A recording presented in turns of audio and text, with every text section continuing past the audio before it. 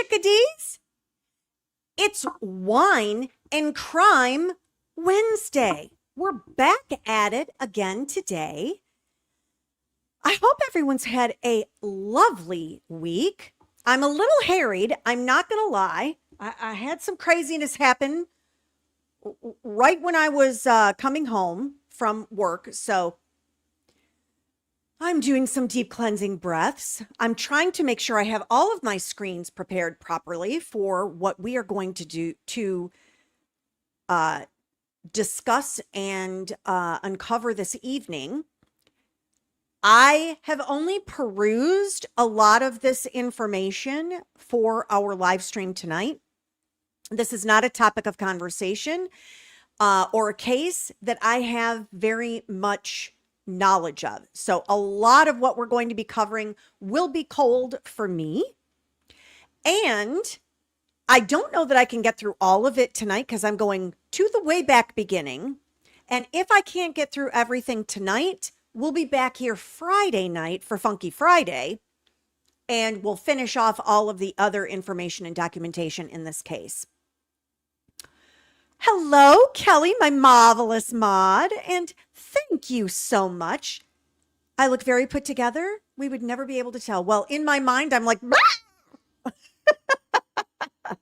hello, Anne. Thank you so much for joining us again this evening. And KS Granny is with us too. I think I need to lower my chair a little. I feel very high and mighty right now. So let me, oof, that's a little better. Okay.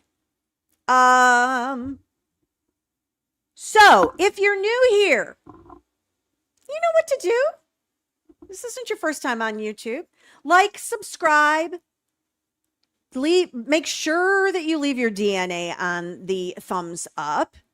Also, turn your notifications on because I have what I consider a pretty big announcement to make. I'm going to wait until a little further in the live stream and then I'm going to pounce it on you what my big announcement is. It's a big deal. And I hate to say that and sound kind of like Mandy Matney when I say that, but let me think of something else. It is large. It's I could hardly sleep. I'll just put it that way. I'm beyond excited to tell all of you, but I want to wait until we have a little more viewership in here so that we can spread the word. Oh, yes, KS Granny, I remember that you were at a family reunion last week. No apologies. We're happy that you're back. Always good to spend time with family, especially if it's good family. Not all families, good family. At least for me. Okay, so if you're replay crew, also, thank you so much.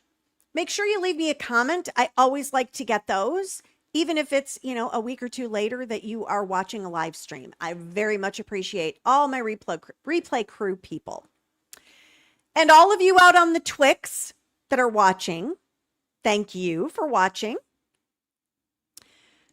Tonight's discussion is about, you all would probably know it as the John Paul Miller, J.P. Miller, the Solid Rock Church, all of the goings on there, Micah Miller and her death.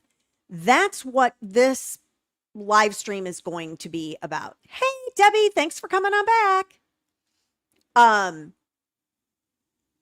There's a lot here. And when I started to research this, I was like, I feel like I need to go to the way back. Like if you're in the suburban, back in the day, there's like the back, and then there's the way back, and then there's the way back. We're going to go to the way back and learn about all of the parties involved with Solid Rock Church. There is a death in this particular case. However, it that's not what this case is about. It is not about a murder being committed. This is about other crimes that do not take an individual's life. So, but are just as devastating and awful. So I have no idea whether I am in the right size or anything for what I'm bringing up on the stage here. Oh, yeah, no, we need to make this a little bigger. Let me see if I can do that for all of us. Bear with me.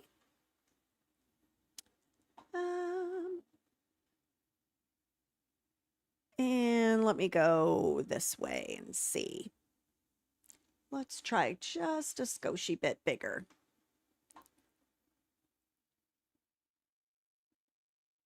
I think that might be as good as we can do this evening. All righty. So, Reginald Wayne, I don't even know what I just said. Reginald Wayne Miller is connected to the Micah Miller case file through the Miller family, church records, federal records, and later civil filings involving Solid Rock Ministries, All Nations Cathedral, and John Paul Miller, also known as J.P. Miller. So that's where we're going to start with good old Reginald. There is his photograph, and as you can probably tell, it looks a bit like a mugshot.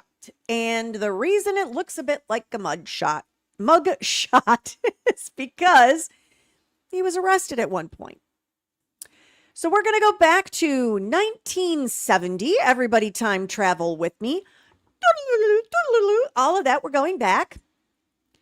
Reginald Wayne Miller begins his ministerial journey in Florence, South Carolina. In 1971, Susan Miller, then a high school student, met Reginald when she was visiting his church in Evergreen United Methodist, and she hears him speak. In 1972, Susan graduates high school and enrolls at Winthrop College. During her second year there, Wayne contacts her mother to obtain her phone number and asks her out. That's a little weird. Even for 1972, I feel like that's a little weird. Odd! In 1973, during Susan's third year at Winthrop, Wayne proposes marriage. Susan agrees despite wanting to finish college. Uh-oh, now we're getting into months. You know what that means. Sounds like things are going to start going awry. Susan Miller marries Reginald, quitting college against her parents' wishes. Words are hard for me today. She works as a clerk typist at Dixie Cup plant from 8 a.m. to 5 p.m. Oh, hey, Judes. Thanks for joining us. Yeah, creeper vibes by calling the mom. I think that's weird. In October of 1974, Wayne is discharged from Evergreen United Methodist Church and establishes a small church of his own. Wayne pressures Susan to quit her job to spend more time with him and support his ministry as a pastor's wife. Uh-oh. In December of 1974, Susan begins feeling neglected as Wayne spends little time with her and frequently leaves her home alone at night.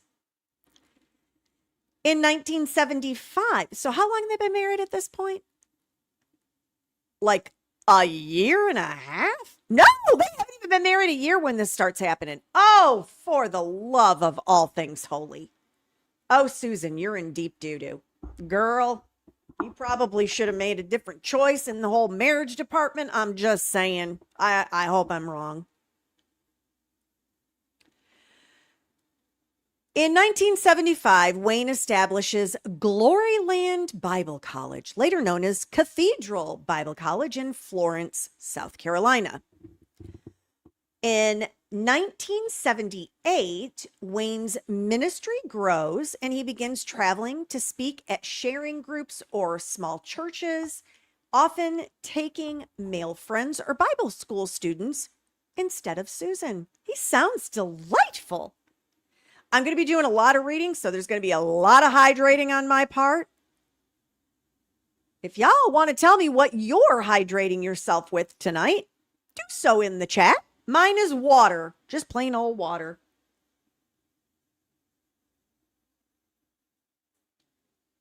Lots of talking tonight. Yeah, 2 months after he pressures her to quit the job, she's left alone at night. Yeah, red flag, red flag. Do-do-do-do.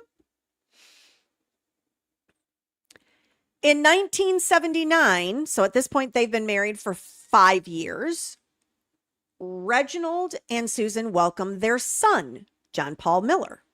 Over time, Wayne begins verbally assaulting Susan in front of the congregation. Oh, great. Oh, he's a gem, isn't he? The 1980s, the church becomes the largest charismatic church in Eastern South Carolina. What is a charismatic church, I wonder? Wayne launches the television ministry Good Morning Jesus, airing 5 mornings a week along with radio talk shows. Okay, all you folks out there. I happen to know a lot of my subscribers are of my age and maybe slightly younger and several slightly older. We know what the 80s carried for us. Do we need to go back to the 80s? Jim and Tammy Faye Baker? I mean, the 80s were the iconic decade of televangelism. And it sounds like old Reginald here, he was right in there. In for a penny, in for a pound, baby. I love the 80s too. I miss the 80s, Kelly. Hey, Jillian. Oh, and Little Drummer Boy is still at baseball, but wanted to say hi.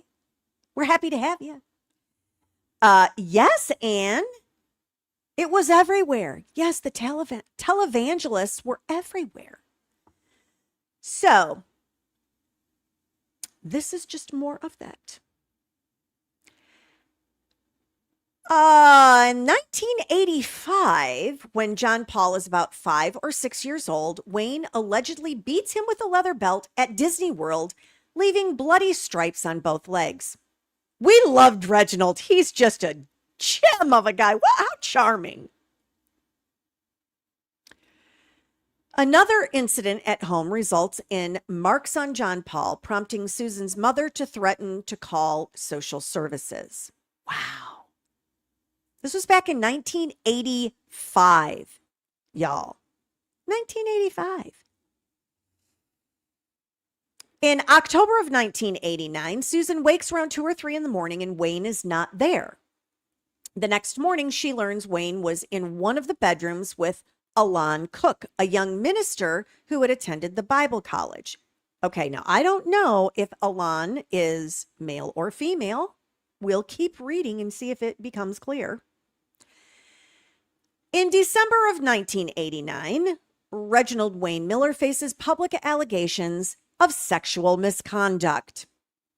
Oopsie.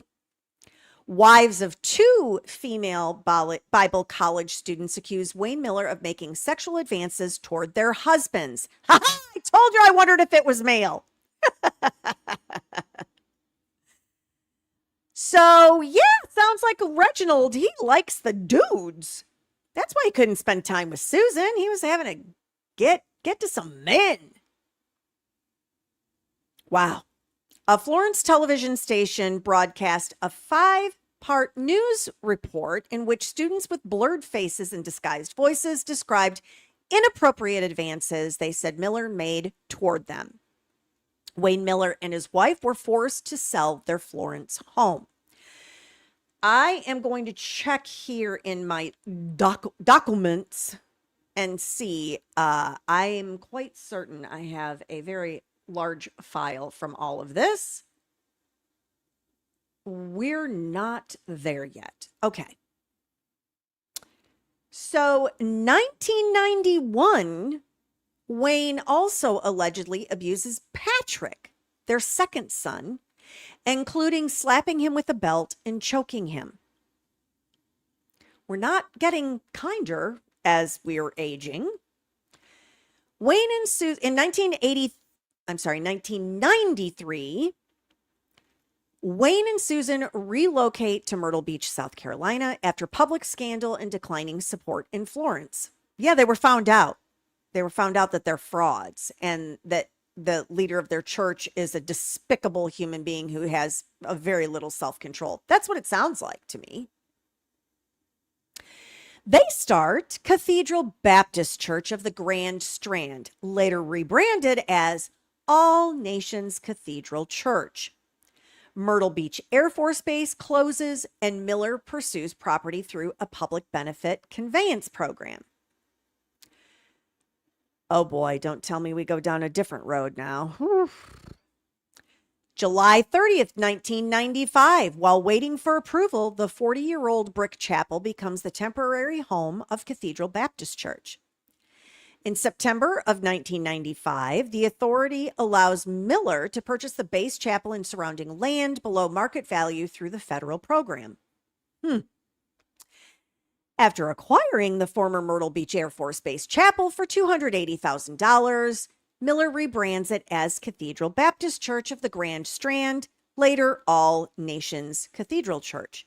Hey, Peppermint PJ, happy to have you back again. And in case you're just joining, I have a big announcement to make, but I'm going to make it later. I just want everybody to be aware and waiting for my big announcement because it's big. In 1997, church leadership, including Reginald, is allegedly aware of John Paul Miller's history of reckless behavior, legal troubles, a child born out of wedlock, and misconduct, but allegedly fails to restrict his access to minors. Here we go. Here we go.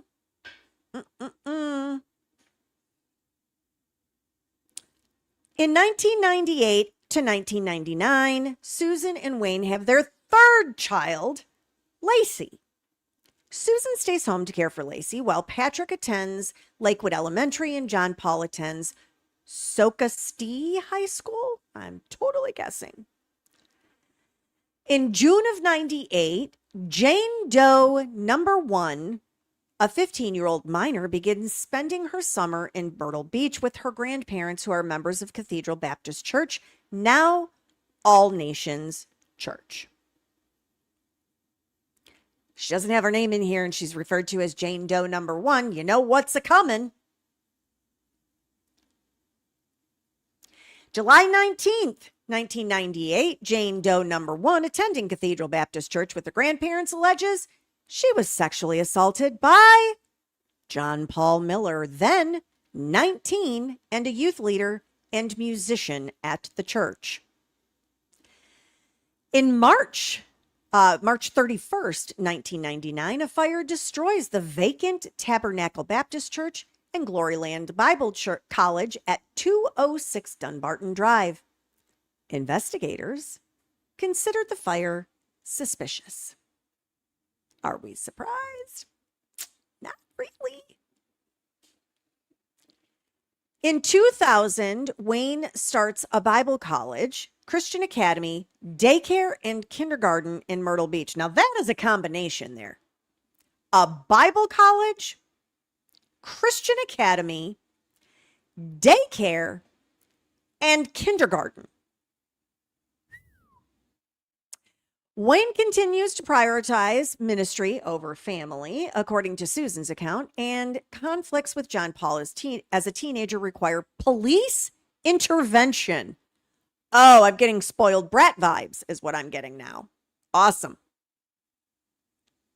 In January of 2001, Susan returns to school part-time at Horry Georgetown Technical College. Susan has a brief affair with Rick and later discovers a phone recording device after a Horry telephone employee finds it. Pay attention. That's going to matter as we get further into the crux of things. In June 20th, 2001, Wayne offers Susan $700 a month and use of a car for 3 years if she gives him primary custody of the children. She refuses. June 24th, this is 4 days later, Patrick misses church to work, and Wayne allegedly calls, yells, threatens to take Patrick's truck, and contacts his boss. Right, Debbie? I think this is nuts too. As I was just skimming things to prepare for tonight, I was horrified. So I knew I needed to be prepared for what was going to be in the actual words, because it is nuts. And people were going to their church, like looking at them for guidance and direction, and whoa. Yeah. The very next day after the threats to Patrick, Susan filed for divorce. 2001, Jane Doe number 1 allegedly exhibits signs of trauma, including depression, social withdrawal, declining academic performance, and emotional distress. In February 25th, 2006, Reginald Miller marries his second wife, Leslie Oakes, in Myrtle Beach. In September of that same year, Horry County Police Department charges Reginald Wayne Miller with lewdness and prostitution, alleging he exposed himself to an undercover male police officer at Myrtle Beach State Park. Sir, stop with your sexual deviance. Miller enters a pretrial intervention program, and the charge is ultimately expunged. He moves to Marion. April 12th, 2007, Reginald Kinley Miller, it says senior, it's Reginald Wayne, so I don't know about the senior part, passes away. There are services for him in April, 2 days later. Oh, we got a little out of order here. Also in 2006, John Paul Miller founds Solid Rock Ministries in Myrtle Beach, South Carolina. And here is where the next saga begins. 2012, Reginald Wayne Miller moves the main college campus from Myrtle Beach, South Carolina. He contracts with the Marion County Healthcare Foundation to acquire a former hospital to turn it into a college campus. I think it's possible, Kelly, that it was Grandpa that passed away, and not Reginald Wayne's father. Yeah, it was probably John Paul Miller's great-grandfather is what I'm thinking. Around the same time, Cathedral Baptist Church sells the 2.18-acre parcel obtained from the Air Force to Solid Rock Ministries for $300,000. It was a lot of years later, and they only sold it for $20,000 more than they purchased it for? Huh, that seems odd. 2013, the former Myrtle Beach Air Force Base chapel is formally transferred from All Nations Cathedral Church to Solid Rock Ministries. Marion Mayor Bobby Davis awards Miller the key to the city and the Swamp Fox Award for redeveloping an old healthcare facility into a college campus. I need to consult some other documents.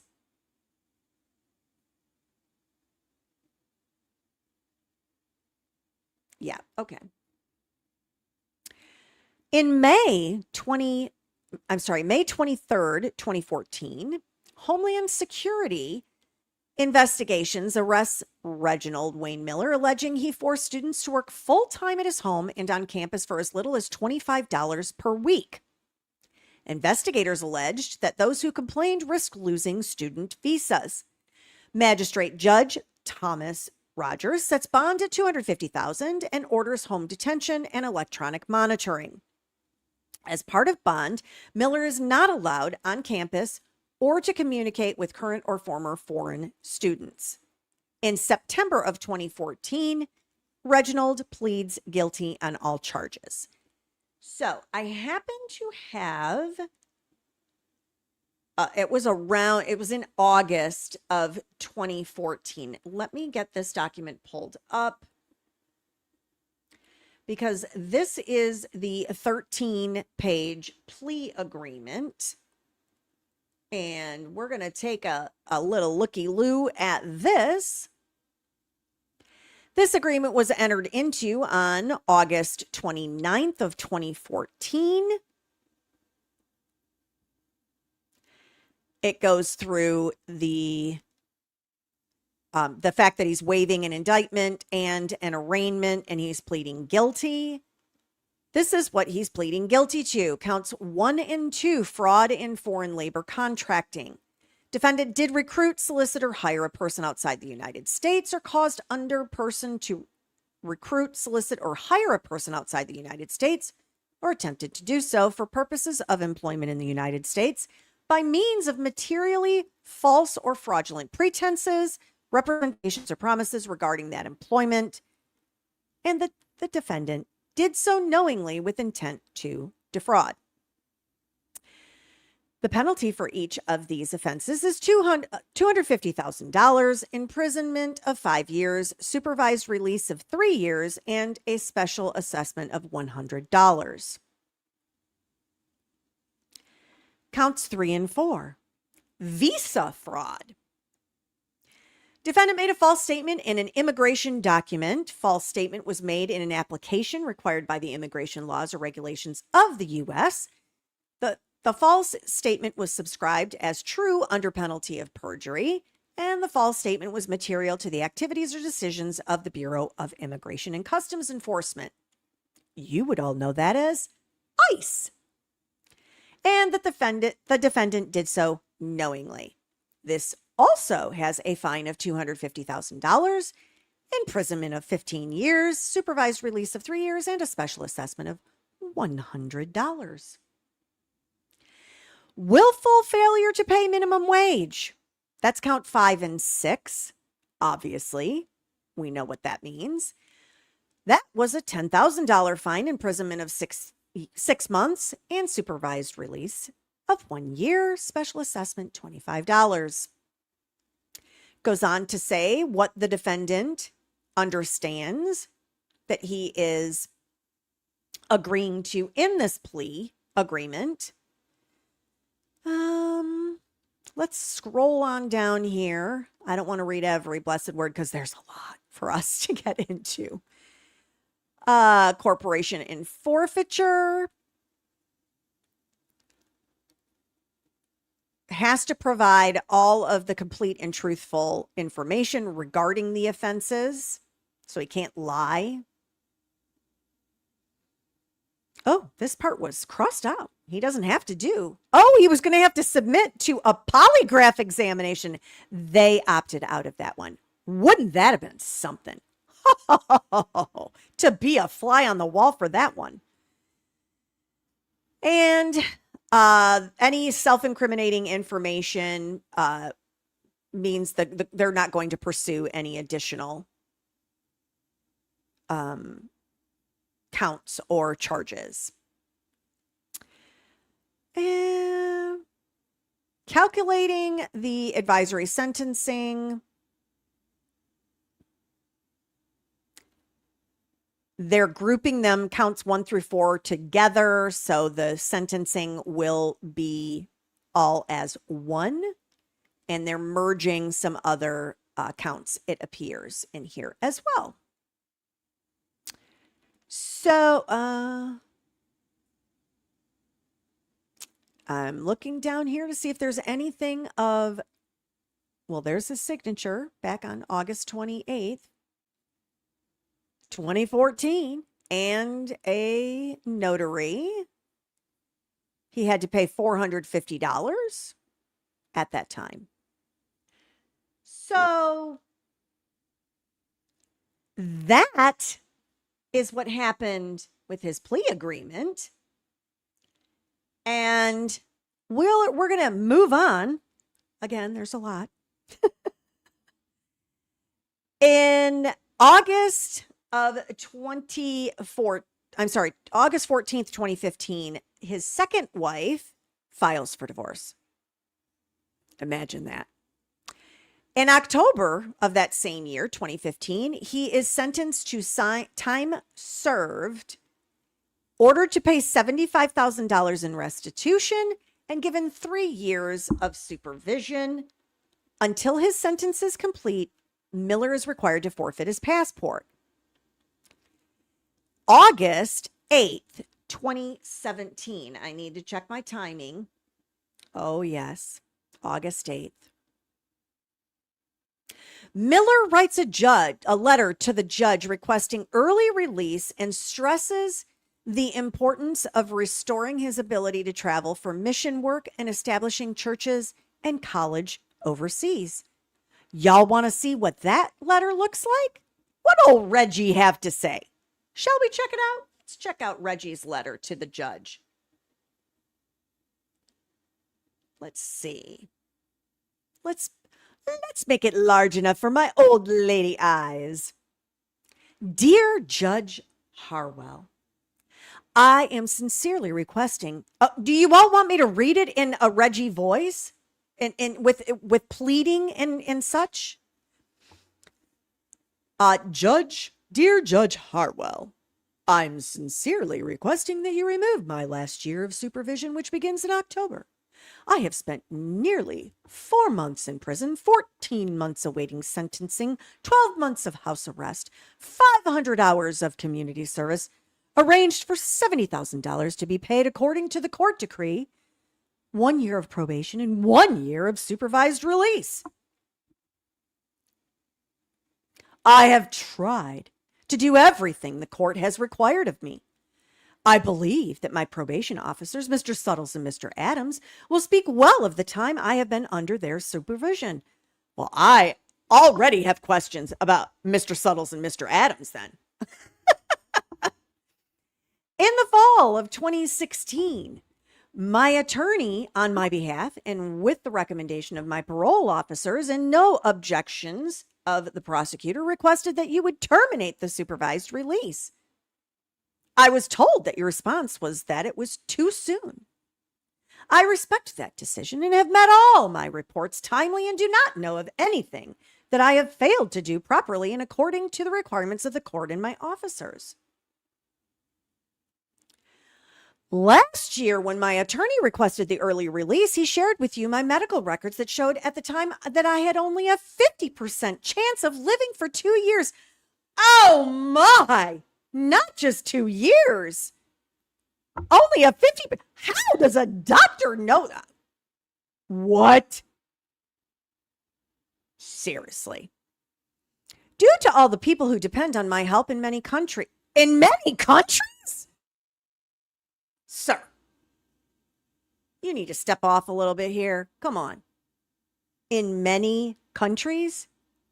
Including my orphanage in India. What a filthy country, that has suffered from my inability to go and give them the attention and support they need. I very much wanted to get back to the mission field as soon as I could. I bet you did. It does have Murdoch vibes. In the spirit of full disclosure, after being in MUSC for nearly 3 weeks this summer, they performed an 8-hour operation that had never been done in South Carolina and only a couple of times in our nation. The result is they believe that they have resolved and healed the parts of the heart, interior and exterior, that was causing the ventricular fibrillation from an electrical problem in the heart and causing my defibrillator to constantly go off, trying to bring the heart back from certain death. That was quite a sentence. Dr. Jeffrey Winterfield called it medical history being made. Oh, praise Jesus that you are getting the medical attention that you need, sir. Due to this change in my heart condition, the call and the need to go to my various mission projects around the world is even so much greater. I have one graduate in Pakistan who has founded 13 churches with buildings, 40 home churches, has crowds up to 10,000 in Muslim Pakistan, and has begged me over and over for the past 2 years to come and spend several months helping and showing them how to set up a Bible college to train all the converts coming in and to send out more preachers and teachers to handle the great revival they are experiencing. The man does not understand anything about punctuation. I can tell you that. This is hard to read with no breaks. My knowledge in these areas can do so much good for so many people, as I am a year away from being 70 and need to make every day count to help others. I humbly ask that you give me early termination from my next year of supervised release beginning in October. I cannot get a passport or travel outside the U.S. as long as I remain under supervised release. Living with and helping people in third world countries is not a vacation. My desire to travel is not based upon a desire to vacation, etc., but the desire to serve and make a difference in the lives of so many others, as attested to you in the nearly 100 letters and emails you received prior to my sentencing. Thank you for this consideration. Wow. Reggie's got a lot to say.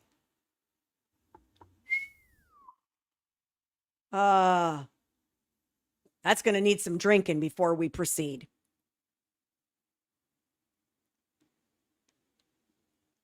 Oh, Reggie. That is quite a pleading, I must say. It is quite a pleading indeed. Yes, Holly. Should have thought about the consequences before you did all that, sir. Exactly. And thank you, Jillian, also for a very dramatic pleading.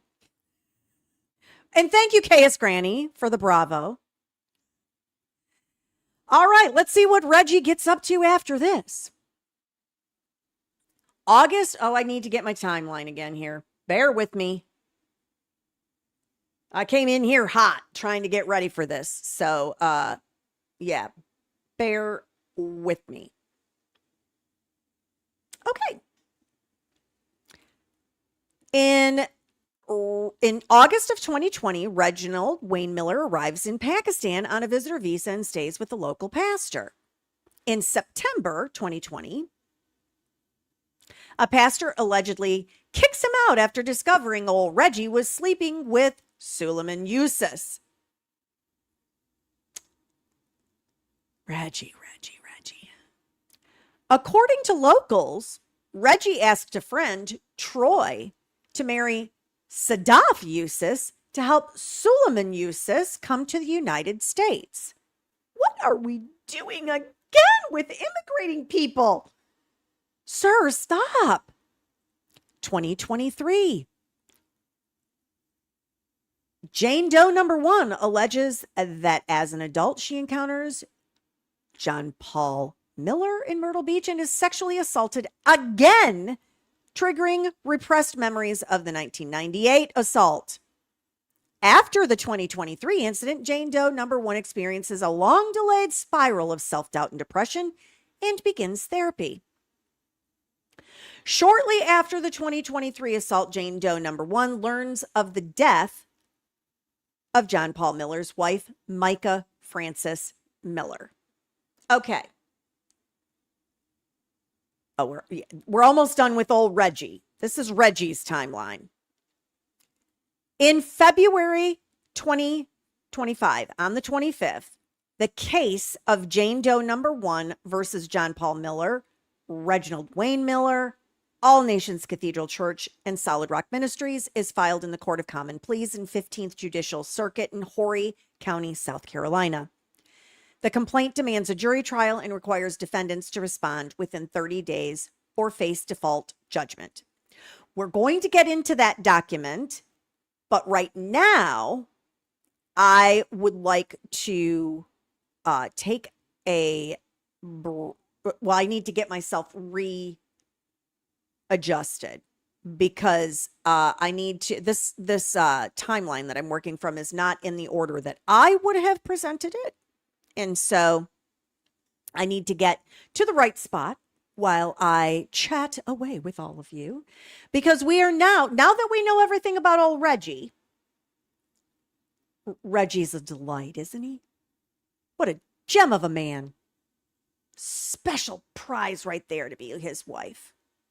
Not at all. We're going to move on to JP. And that's my understanding, is that he goes by JP. I don't know that positively, but his name is John Paul Miller, but my understanding is that he goes by JP. So I am trying to figure out where to put myself.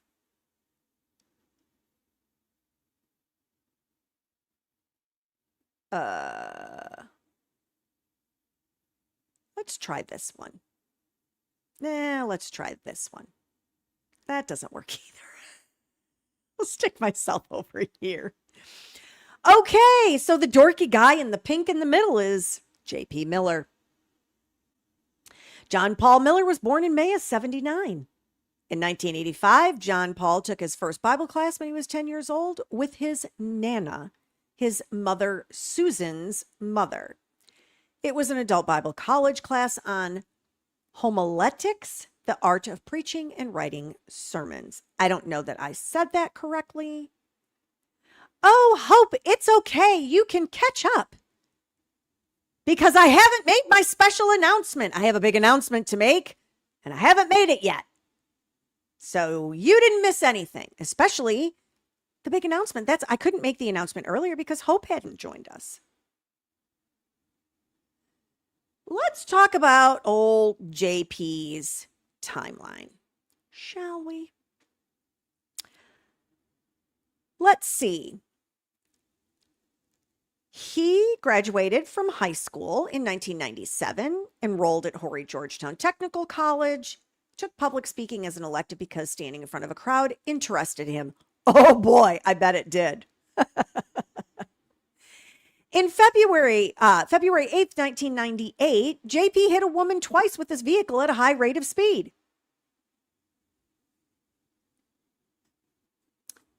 I have questions. He hit a woman twice? Twice. At a high rate of speed?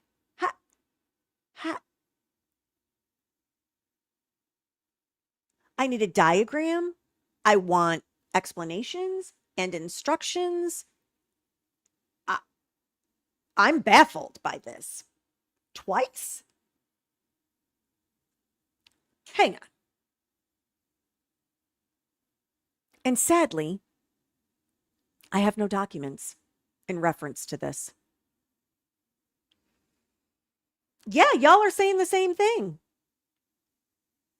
Yeah, twice? Yeah. Weird. Okay. On February 11th, 1998, the indictment charged Miller with hitting a woman twice with his vehicle at a high rate of speed on February 8th. His bond was set at $5,000, and he was released the same day. Yeah, because, they're the Millers, and they're just gems. They're really, really fantastic individuals. In June of 1998, at the hearing, J.P. Miller did not contest the charge. Well, I guess that's something.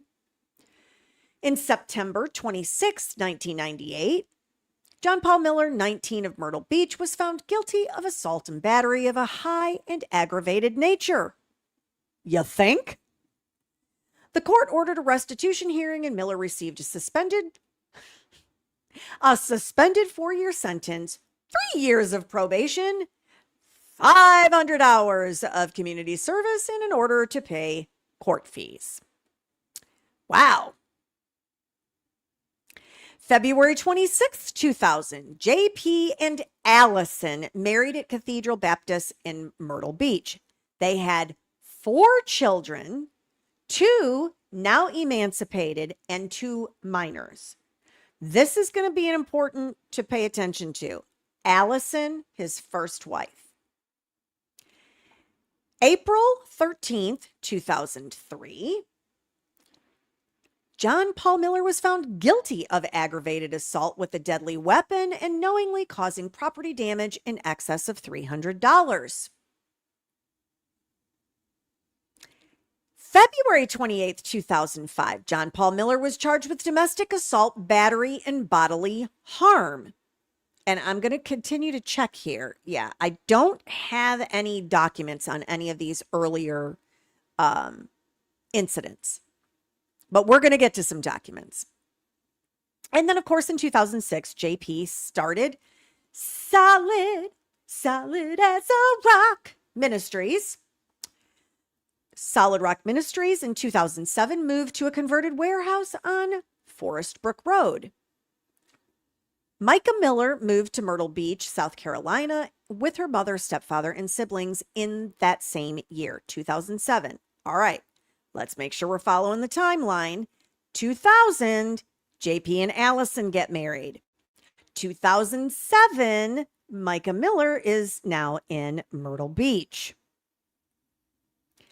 2009, Micah began attending Solid Rock Ministries, JP's church.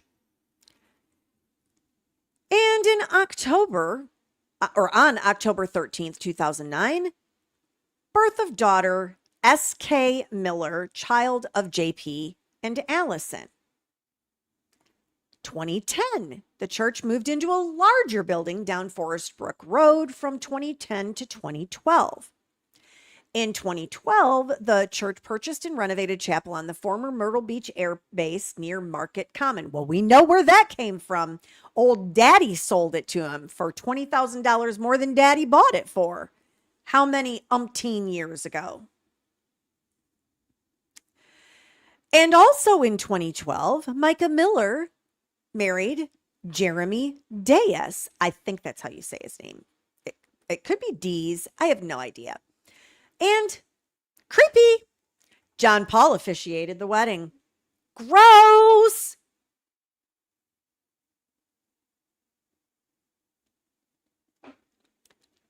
January 2013, the church held its first service in the newly renovated facility. And in August 8th, 2015, Leslie Ann Miller filed for divorce from Reggie. We saw that earlier. Some of this will be repetitious. In 2015, JP was pastor of Solid Rock Ministries, and Allison served as his assistant in pastoral duties. Sounds a lot like what Reggie did. Allison discovered JP was having an adulterous affair with the former nanny, Micah Miller, who had joined their church at age 15, was married to JP's best friend, and served as worship leader. All right, let's look at some timing here. She was 15 when she started at the church. That was in 2009. This would be 6 years later. She was 21. According to Allison's filings, JP admitted to Allison that he employed prostitutes and was sexually inappropriate with several underage female church members. Yay, JP! Good job. Great. Awesome. Keep leading that church, telling us all about right from wrong and staying away from the devil. Awesome. The church requested JP enroll in a sexual addiction program, but Allison said he did not comply. Shocker! The church council voted for JP to temporarily step down, but JP claimed the new bylaws were invalid and asserted decision-making authority under old bylaws. Micah's husband filed for divorce. I bet. I don't blame him. What was his name again? Jeremy. Poor Jeremy. October 30th, 2015, Allison filed the final order in the divorce case establishing custody, child support, and alimony arrangements, including restricted daytime visitation for JP with their daughter due to safety concerns.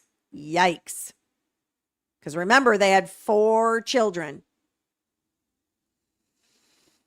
2016, Allison and JP's divorce was finalized.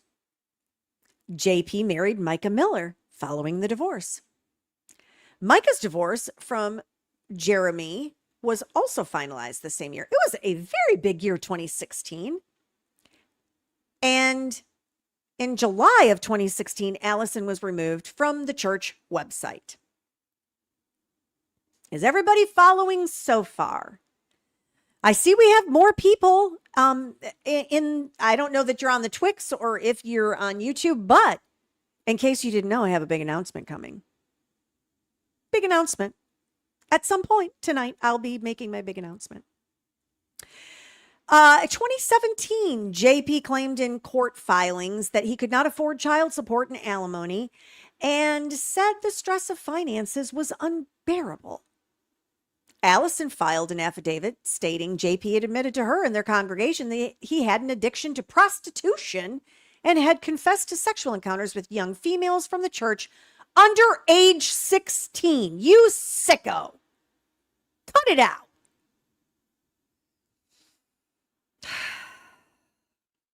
The matter was resolved with Miller agreeing to pay alimony and child support. That's how you resolve it? Shut the front door. We resolve it by paying alimony and child support. That's how we resolve the matter. It was resolved that way. Sure. What? November 7th, 2017, one short day before my birthday. Micah's family members, Nathaniel and Victoria, got engaged at the church. 2021, JP and Micah's marriage deteriorated, placing the children in the middle of severe marital discord. Well, I wonder how many children there are because we already know there were 4 from Allison. JP preached sermons disparaging Micah and claimed she had mental health issues. Wow. Dude, you are sick. Allison observed physical damage in JP and Micah's home, including holes in walls, hinges off doors, and negative affirmations about Micah taped to wall. Shut up. That is so twisted. I'm going to read that again. Allison would be the ex-wife, observed physical damage in JP and Micah's home, including holes in walls, hinges off doors, and negative affirmations about Micah taped to walls. Oh, I see y'all in the chat. We're going to be watching a video. Don't you fret. We're just not there yet. Ick. And also in 2021, JP began a relationship with Susie, the mother of a boy on their son's soccer team. Of course, why not? Susie's husband later drowned in an incident ruled accidental. Definitely getting Murdoch vibes now.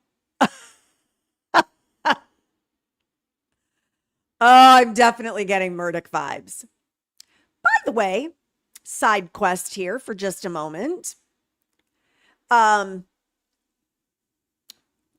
have not been able to put down Devil at His Elbow, which is Valerie Borline's book about the Murdoch downfall, their entire family. I am telling you all, if you have not had the opportunity to get this book and read it, it is amazing. I feel like I followed a lot of stuff with Alec Murdoch.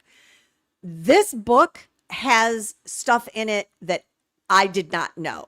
It is a really, really good read. I like to think I read kind of fast, but it's a smaller font. And so I'm probably about 100 pages, around 100 pages from being done because, life and stuff. But I literally spent the entire day Sunday floating in my pool and reading my book. So it's amazing. But this is definitely giving me Murdoch vibes. September 6th, 2021, John Paul's alleged girlfriend Susie Skinner's husband, Chris Skinner, drowned at a community pool. His death was ruled an accidental drowning. Boy, I'd love to know more about that. May 31st, 2022, John Paul received a pardon for the 1998 assault and battery of a high and aggravated nature conviction. A pardon, y'all. What the heck? Allison alleged JP's mental health spiraled with bizarre behavior, including buying guns and a gun safe despite being a convicted felon and obtaining a special police badge labeled pastor. What on earth? This guy's twisted. This family, stop. What is wrong with them? Okay, so I believe since we're entering the January 2023 timeframe, what in the world did this just do?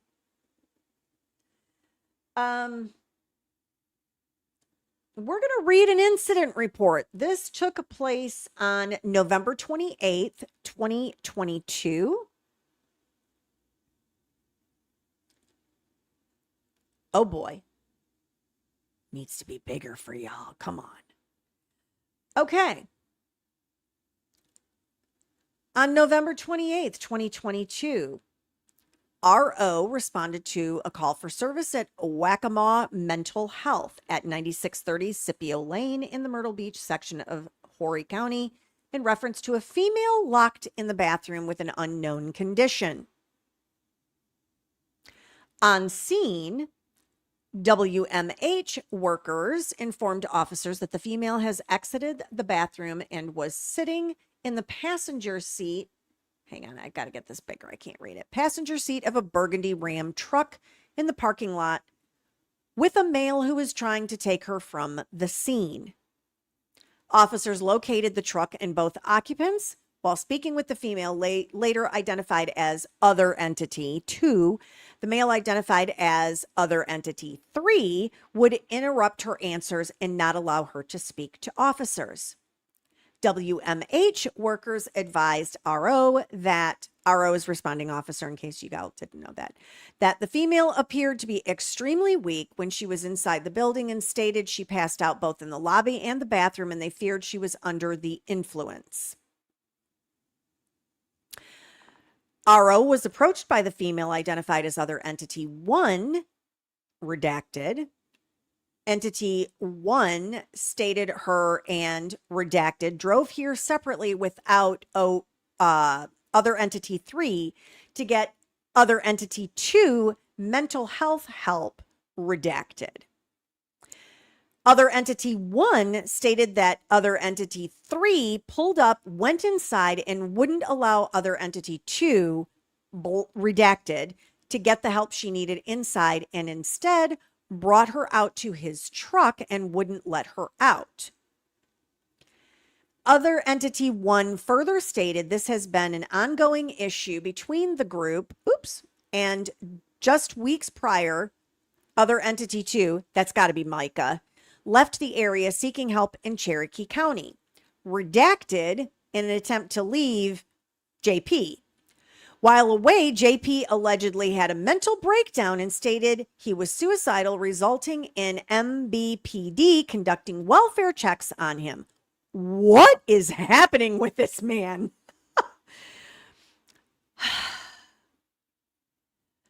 The helper person, Other Entity 1, stated that JP has been mentally abusing Micah for an extended period of time by not allowing her to sleep, eat, or contact her family.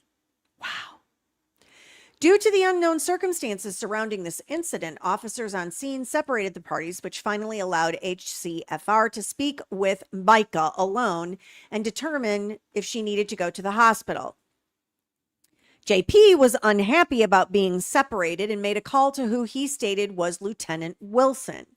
JP still being kept distant to redacted while the investigation took place. Micah decided to go voluntarily with HCFR to redacted for a mental health evaluation. While leaving on the stretcher, Other Entity 1 was allowed to make contact with Micah so personal items could be secured. JP was upset about this, but was told due to the circumstances of the situation, he was being kept away from Micah. JP again called Lieutenant Wilson and advised Responding officer, you will be getting a call. JP then walked to the far side of the parking lot away from the incident location. HCFR transported Micah and all officers on scene cleared.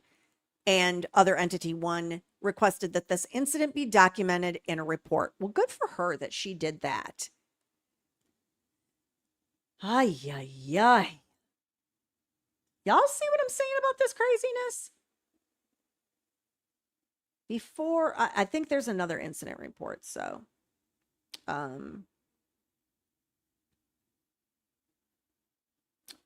No, we're going to head back to this. And yes, thank you, Kelly. There were questions in the chat about the Alec Murdoch book. It is The Devil at His Elbow, Alec Murdoch and the Fall of a Southern Dynasty by Valerie Borline. And it is amazing. She was there through all of it.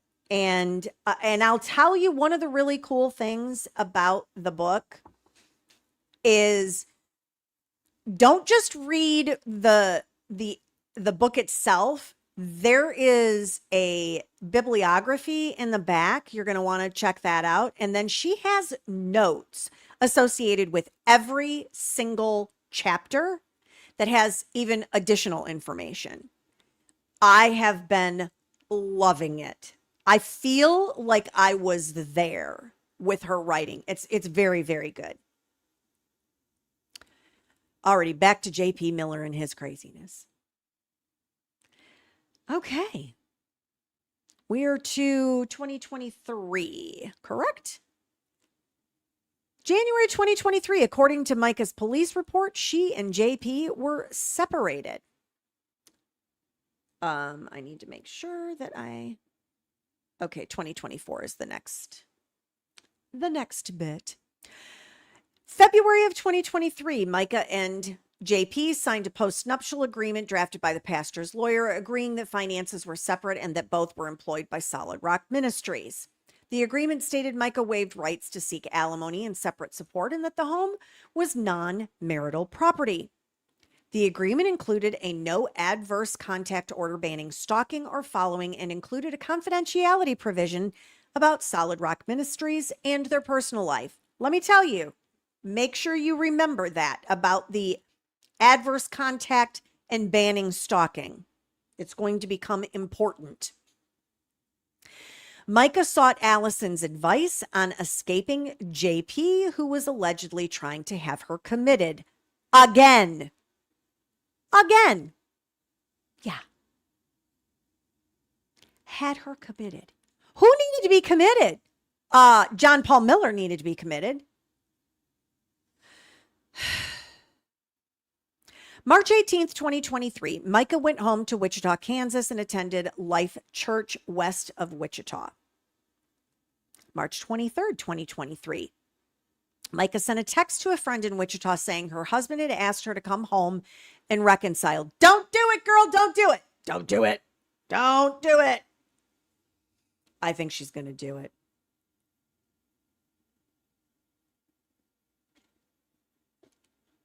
April 1st.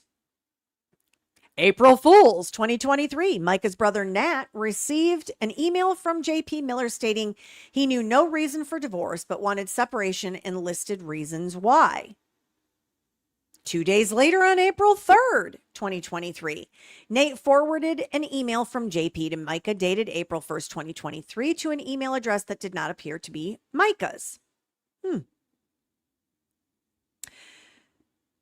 In April, Micah lost her voice and was unable to sing, going weeks without speaking. Oh. Y'all can tell me in the chat, but isn't that a sign of like PTSD or something when you lose your voice? Y'all can let me know. I know we've got some healthcare professionals. On May 4th, 2023, Micah sang on stage for the first time. In September of 2023, JP read an apology letter to church board members explaining that the couple had separated and admitting he had exchanged text messages with the daughter of a couple who were church. Good God. Good God. Kelly, it can be. For some reason, I was thinking that was like a thing. So JP was exchanging text messages with the daughter of a couple who were church members. Gross. Because I'm sure the text messages were not like, hey, how did you like Bible study today? I don't think that's what it was about. JP reportedly told the board that he and Micah had agreed they could see other people while separated, a claim some board members questioned. Yeah. October 3rd, 2023, Micah purchased a 2019 Honda Accord. Why would the church put up with this? I don't think they had a choice. I think they tried to get rid of him and he pulled the whole I'm using old bylaws business. I mean, I have been on boards before where it is really tough to get anything done. And yeah, I'll just say that. Yes, I have had that experience. People get very entrenched, especially in those smaller types of community boards. Think HOA. That'll make everything clear for you. In October 9th of 2023, Micah Miller filed for divorce from JP. Good for her. October 15th to October 27th, 2023, Micah traveled to Kenya for a church mission and had recently shipped personal items to Kenya in preparation for her stay. Oh. October 22nd, JP uploaded a sermon to YouTube in which he said he was seeing a psychiatrist for very deep depression, had been taking lithium, and had suicidal thoughts. Y'all, I don't think I want to take advice from a pastor at a church that is going to spew all of this to the congregation. Like, there's this very fine line between like transparency and you went a little too far in the sharing department. And I think JP went a little too far in the sharing department. It's just my opinion. But, yikes. Isn't suicide considered a sin along with all this other stuff he's talking about? Like, why are you doing this with your congregation? And why are they staying there and listening to you? Sweet niblets.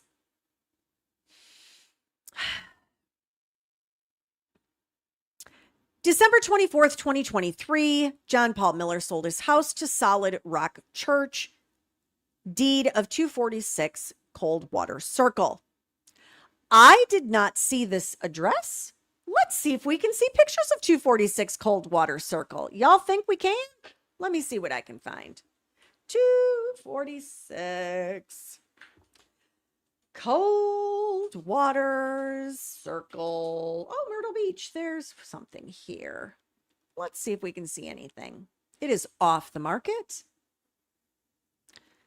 Let's take a little peeky weeky and see if I can find any photographs, since I know how. Oh, we have photographs.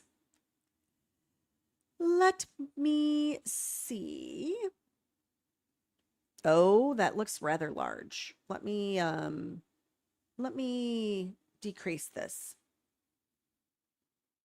Oh, that's a little better. Bear with me, folks, and we're going to take a little tour. This was last sold in 2016, so this was likely when he originally purchased it, what it looked like. So,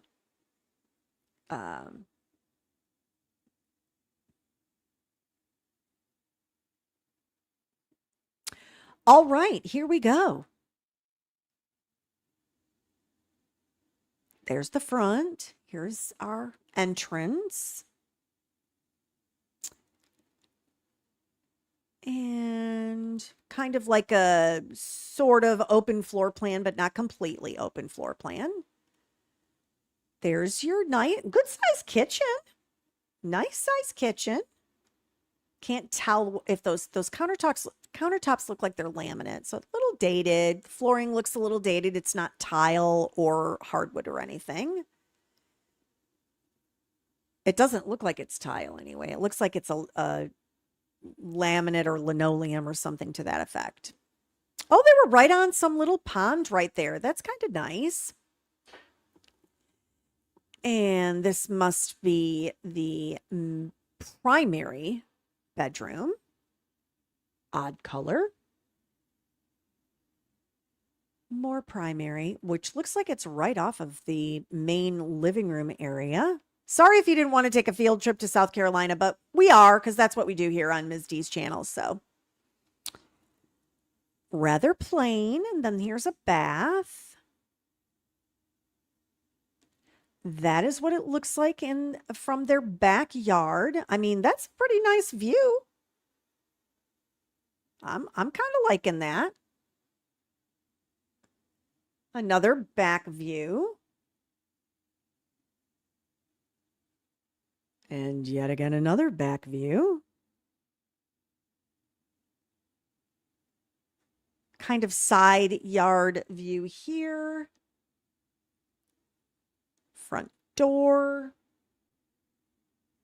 Pretty hydrangeas here. That's what they look like. Yeah, those are definitely hydrangeas. All righty. Well, there's where they were living on 246 Cold Water Circle. In December 31st, 2023, church expansion was reported.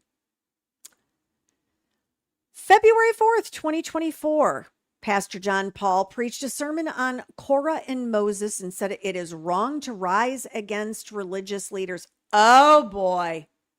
So this is some of you, I saw you talking about it in the chat. Debbie said sometimes they look up to a pastor so much, and anyone who challenges it is called rebellion or rebellious. Yep. Uh-huh. And there you have it. That's what he's a-preaching. 2 days later, Micah left JP a voicemail expressing confusion about legal paperwork, her marriage records, tax records, her name, and who would be in charge if something happened to him.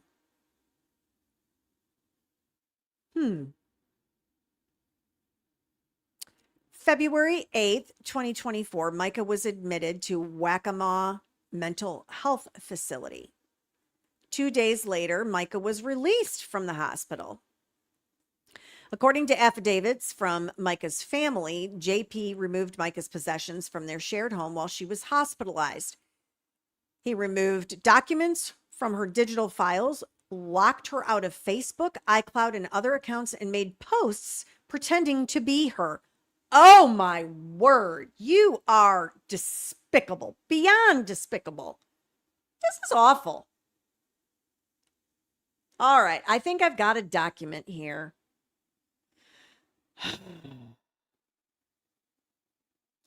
2024 is where I feel things really started to ramp up. And so I'm going to try to go back and forth between these things. So in addition to this happening, there was an incident, an investigation report that was filed on January 16th, 2024. Well, apparently not, because this says March 13th, 2024. It was saved in here as January 16th, so my apologies. On 3/13/24, a report was received over the telephone regarding an alleged false pretense swindle that took place at Solid Rock Ministries, which is in the city limits of Myrtle Beach. The complainant relates that one of the employees of the church, offender, was sent to collect donations for the church's 501c3 called Dare to Care mission. These funds were being collected specifically for a mission occurring in Jebrock, Kenya. The complainant states that on 2/14/24, it was discovered that the employee had transferred donation funds from the church's Zelle and Cash App accounts to the employee's personal South State Bank account. Well, that's a no-no. The employee also collected cash donations, which were allegedly deposited directly into the employee's bank account. In total, the complainant reports that $1,199 was deposited by the employee into her personal account. An investigation will follow. Don't worry, I'm not done. There's more. Because that's in January. Let me get,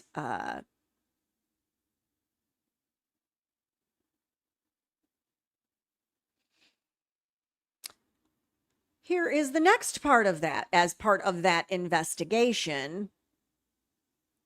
Oh, too tiny.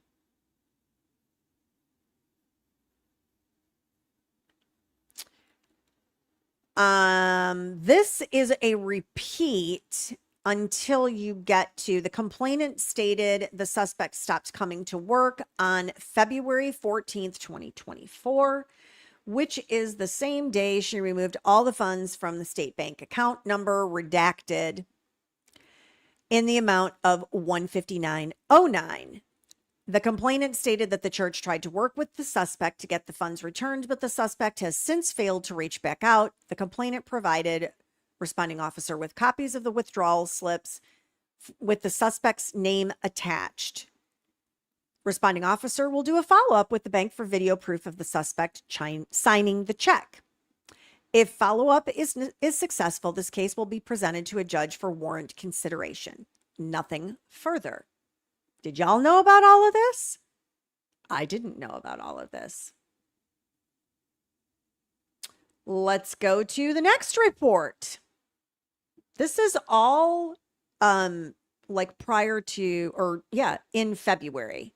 I think this might be the same thing. Nope, this is yet something else. Let me share this one now. The facts of this case were presented to Judge Clayton. Judge Clayton stated that this would be a civil issue, with the suspect actually depositing funds totaling more than withdrawn from her own Apple account. This would not be a criminal matter. The complainant will be notified of these findings, and this call will be exceptionally closed. Nothing further to report at this time. So that was all the shenanigans going on in February. Oh, no. There's more.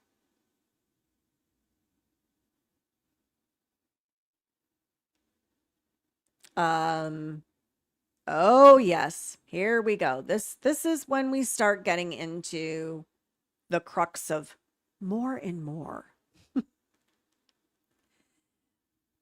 City of Myrtle Beach. Oh, I went too big. Okay. Caller says an employee took money out of the missions account and also stole $1,200 from the church. Suspect is not on scene. Complainant is on scene to meet.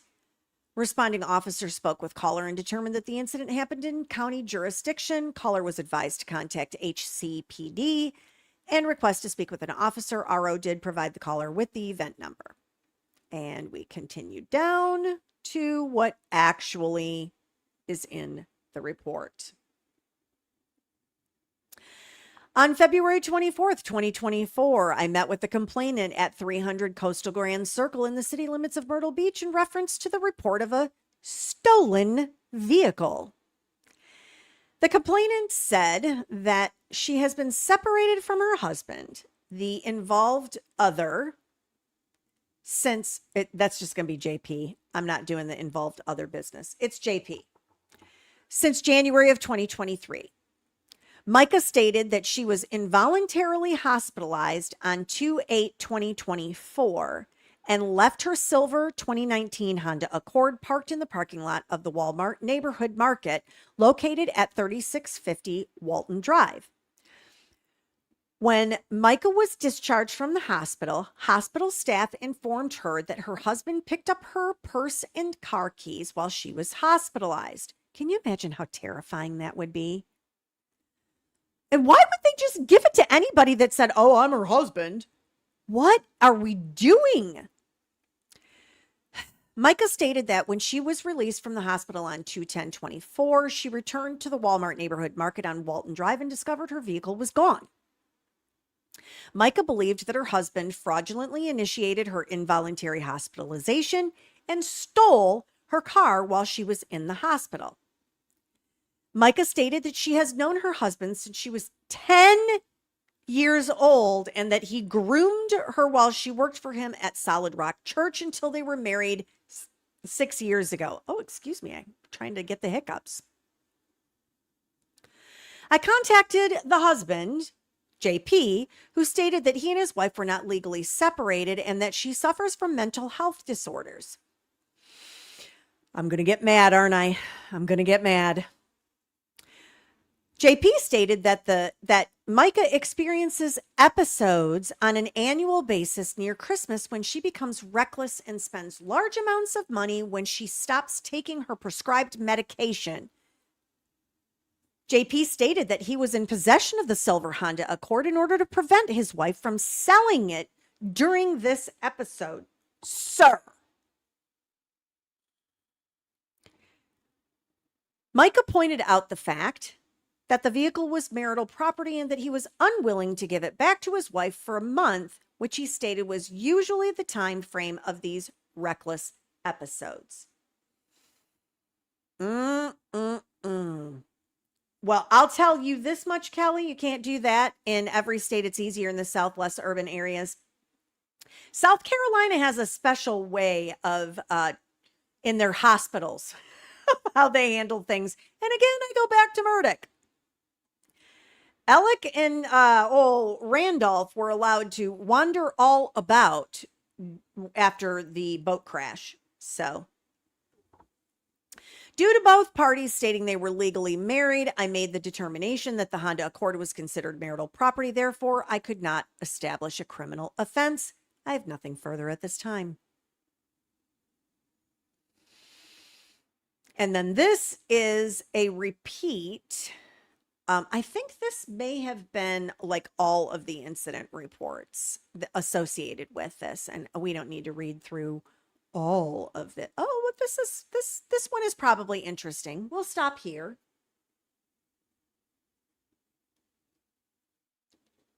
Phone report. Complainant says he is being harassed on social media and by text by his wife and her family. He would like to make a report about it. Hey guys, guess what? I still have a big announcement to make. I haven't made it yet, but I'm going to make it. Stick around because I'm going to make it. The complainant said he was being harassed by his wife on social media. Responding officer and Detective Paetzel looked at the wife's blank Facebook post where she talks about abuse. There were no names mentioned and no intent or harassment on the social media platform. This poor girl was trying to get somebody to help her. Where was the help? Where was the help? The complainant had no text or proof of harassment and was advised by RO to block any further social media from his wife, and he was also advised not to look at her page since it upset him. Right, you have a choice. It's simple. The complainant mentioned defamation of character, but was told that is not a criminal matter and that there was no evidence from what Detective Paetzel and the responding officer saw of Micah mentioning his name on any of the social media that was posted. The complainant stated that he was a pastor and he was worried about his reputation. Sir, you told people you had suicidal thoughts in front of your entire freaking congregation and you're worried about your reputation? You admitted to all of them that you have a sex addiction or an addiction to prostitution? Are you for real right now, sir? You're beyond worrying about your reputation. Look behind you. You crossed that line already. Responding officer advised that he could give us a call back if he was being harassed, but there was no evidence of that in his claim today. So this is like a massive pissing match is what this looks like to me. Although I believe Micah had legitimate reasons to be concerned and wanting reports made on this type of behavior. All righty, next incident. Hey, Melissa, thanks for joining us. Stick around. I have a big announcement to make. Complainant states she located a heavy-duty tracker on her vehicle. Wants to turn over as evidence. Believes her husband placed it on her car. Complainant to meet at unit. Complainant notified by officer that because the two are married and she has ownership of the vehicle, this is considered a civil issue. The tracker was reportedly found on the black in color Honda Civic plate, and then they get the plate. This is not the first time the complainant has found a tracker on her vehicle. Officer advised that the tracker is her property since the two are still legally married. Tracker remained with complainant. I mean, can you imagine, y'all? How frustrating must this have been? Let me make sure I don't have any other incident reports. I mean, it is unbelievable the volume of BS that was going on. All right, I'm going to keep going on this here. On February 13th, 2024, the divorce case Micah filed was dismissed by consent order. February 15th, 2024, JP called to report that Micah stole money from a mission account and $1,200 from the church. That's what those complaints were. That was him going after her. That's why I wanted to read those police reports to you. February 21st, 2024, Micah made a police report stating JP took her car and refused to return it. February 23rd, 2024, Pastor JP filed a motion for temporary relief. The following day, after being fired by JP, Victoria was looking for babysitting work. February 25th, 2024, in a sermon, Pastor JP said a mentally ill person does not know they are sick and must trust people around them. March 3rd, 2024, JP called police to report Micah stealing funds for the trip to Kenya. We read that police report too. March 7th, 2024, Micah's sister, Sierra Francis, posted that Micah did not have access to her phone, email, Facebook, or charity account. You can feel this ramping up, right? I'm not the only one that is feeling it ramping up. I can't possibly be the only one. March 10th, Pastor John Paul preached a sermon and said he went through 2 years of messages on his wife's phone. Oh, for the love of Mike. Why? Why would you do this first? And if you did that, why would you tell your entire congregation? Is this his own therapy? Does he feel his congregation is his own counseling session? What are we doing? He told the congregation he was going to preach about getting rich, strong, healthy, and finding a hot wife that loves Jesus. Oh, you are so gross.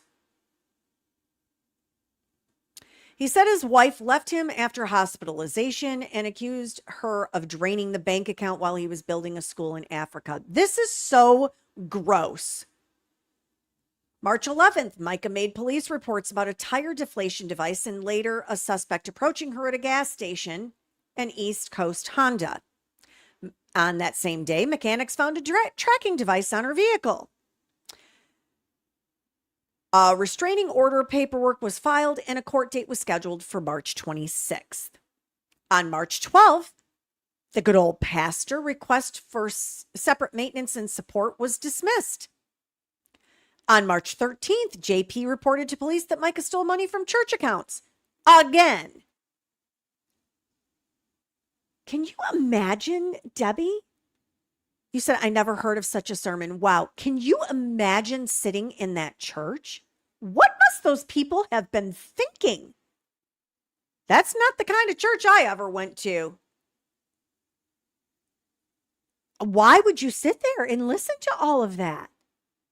This is crazy town. March 17th, Pastor John Paul told a story of a pastor whose wife left him for a staff member.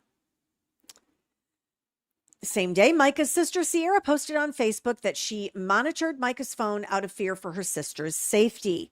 Yikes. Then the next day, Micah posted a video encouraging others, speaking out about forgiveness, hope for the future, and peace. Micah and her family were at Crave Restaurant. On March 22nd, Micah posted another video suggesting she was being physically and mentally abused and asked, God hates divorce, but how does God feel about abuse? What a sad thing to say. March 23rd, Micah sang at JP's church and wrote that it was the biggest honor of her life to share a stage with Cain. March 27th, JP filed a police report complaining of harassment from Micah and her family. The report was unfounded. March 29th, JP met with law enforcement and regarding an accusation of theft against Micah. I mean, is she stealing or isn't she? On March 31st, Micah was baptized at Valorous Church. April 15th, Micah filed a police report regarding the tracking device and slashed. Now we've slashed the tires?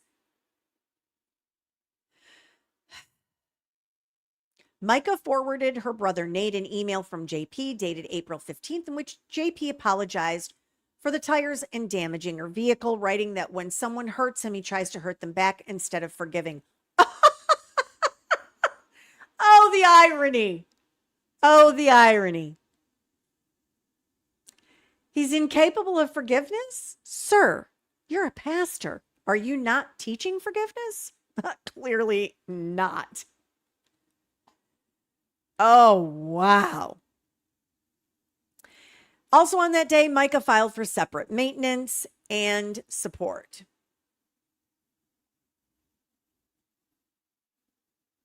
April 23rd, a hearing notice was sent for Micah's request with the court date set for June 5th.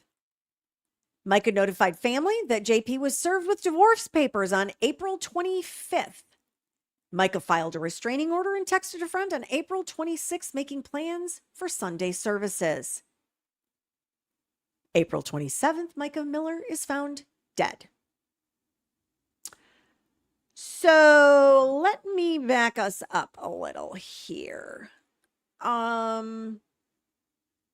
Because there's stuff that goes down a little bit before this. So let me see if I can get that. Oh, it's doing funky things. My computer is. Let me see if I can get this pulled up.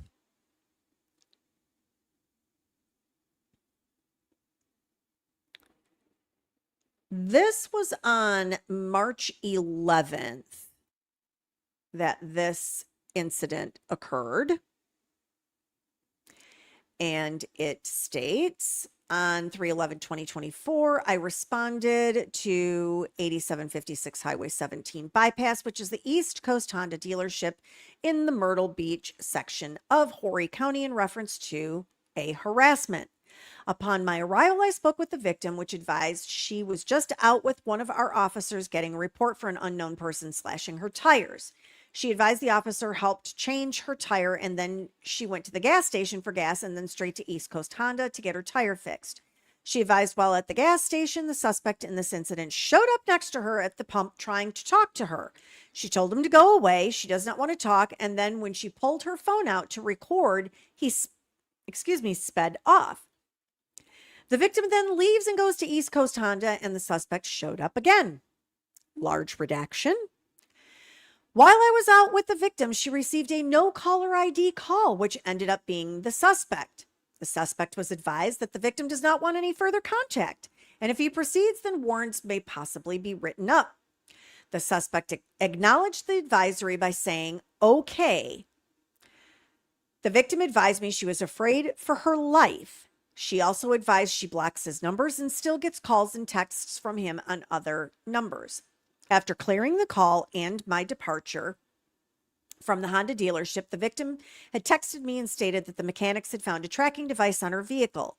About an hour later, she had notified me that she was at the magistrate's office trying to get a restraining order. I asked the victim if I could come get the GPS from her, and she said yes.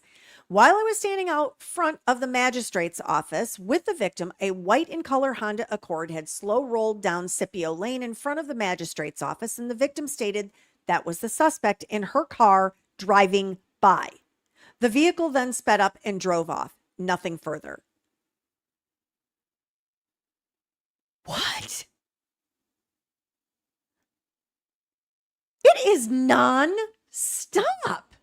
Like, what in heaven's name? I believe this is the same incident report. This is...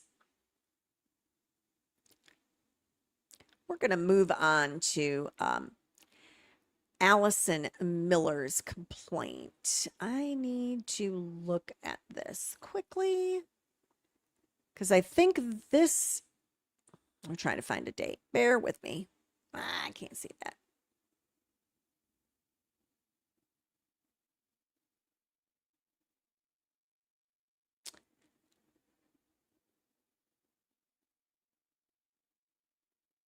$2024. Okay.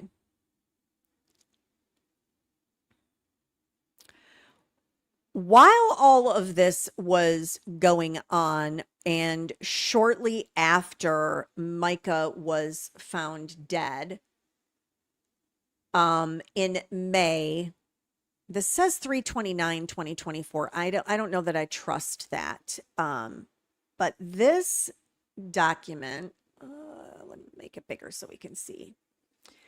This was actually filed in Horry County on May 28th. I sooner believe that particular date than the 3/29. This was being, this complaint was filed by Allison Williams, formerly Allison Miller. If you all remember, Allison is wife number 1. And it states here, the plaintiff complaining of the defendant herein respectfully alleges the following. Plaintiff and defendant are citizens of Horry County. They were previously married and subsequently divorced September 14th, 2015. They have 4 children. I'm kind of skimming this. It is 20 pages long, and I want to get to what her beef was, shall I say. States where the children have resided. There was a final order in reference to child custody, visitation, alimony, and equitable distribution was filed on October 30th, 2015. Therefore, plaintiff asserts this court has jurisdiction over the subject matter. The parties captured above and the minor children born of the parties' marital relationship, and that venue is proper in Horry County, South Carolina. I need to drink some more.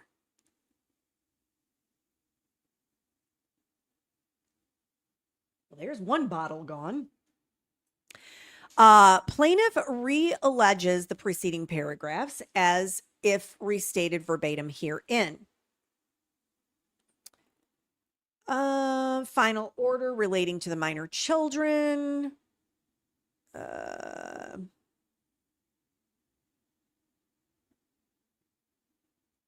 my goodness, it changes sizes on us.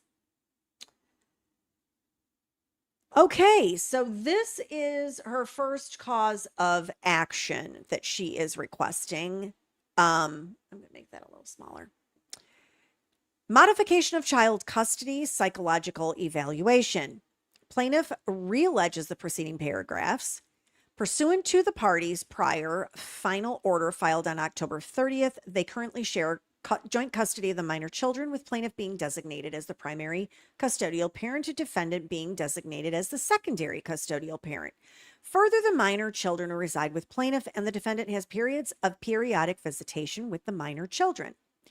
As a result of the joint custodial designation, inter alia, the parties have a duty to consult with each other with respect to major decisions concerning the minor children, and if they disagree, plaintiff has final decision-making authority. Plaintiff alleges that since the entry of the parties' final order on October 30th, 2015, there has been a material and substantial change in circumstance warranting modification of the party's prior final order. Plaintiff alleges that since the entry of the party's final order, defendant has exhibited increasingly unstable behaviors, failed to provide a safe and stable environment for the minor children during his periods of visitation, and has both exposed and involved the minor children in incidents of domestic dispute and discord, which have been traumatic to the minor children and not in their best interest. Yeah, I would second that.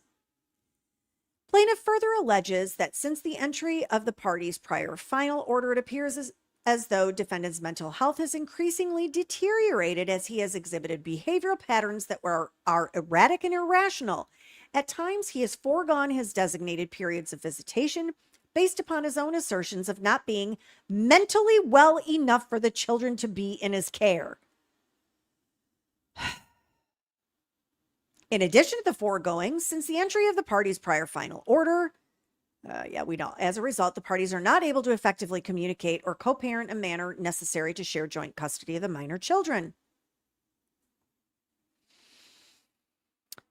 Therefore, plaintiff is requesting the court issue an order granting plaintiff sole custody of the minor children, both pendente lite and permanently, while impending. Plaintiff further alleges that based upon information and belief that since the entry of the parties, defendant has failed to seek treatment for his deviant sexual addictions and behaviors, which he admittedly confessed to both plaintiff and former elders of his church.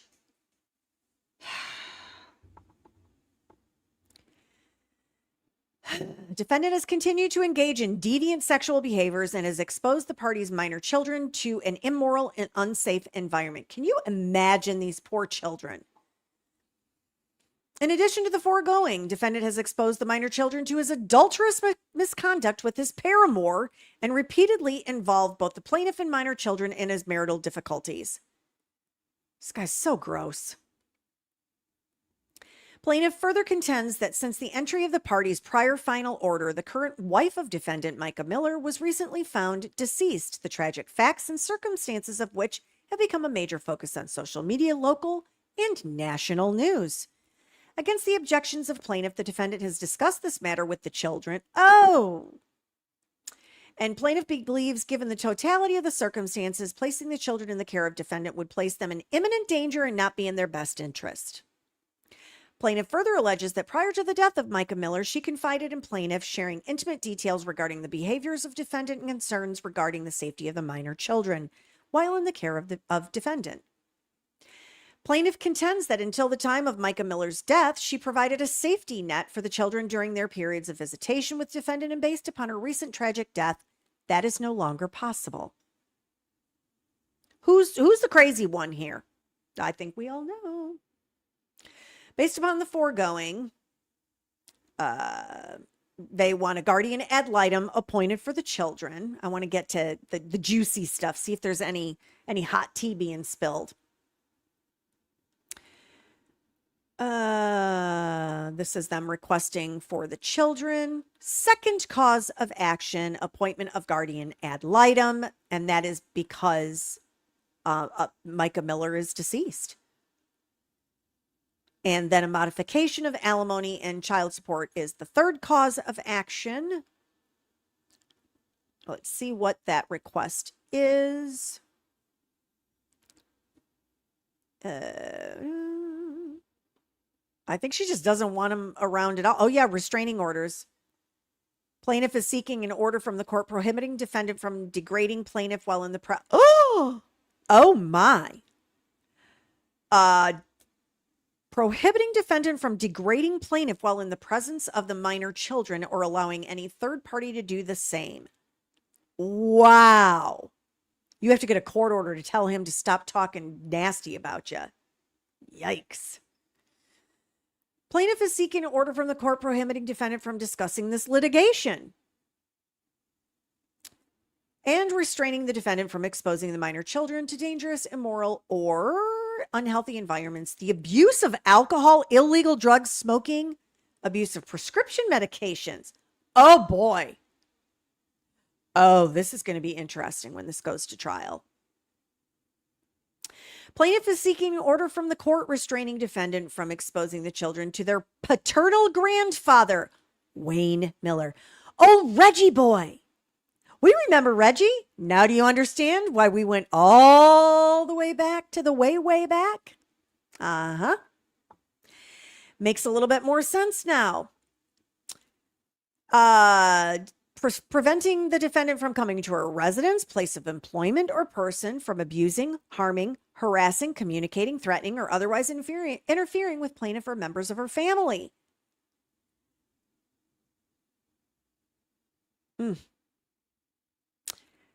Parties be solely limited to issues concerning the minor children.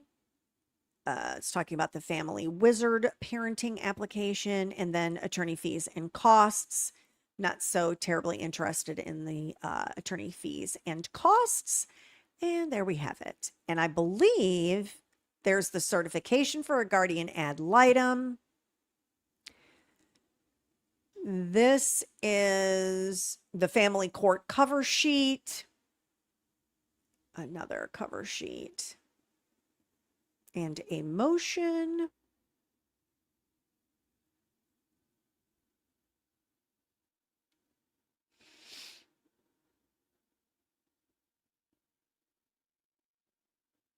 Allison Williams, I'm looking to see if there is an affidavit somewhere.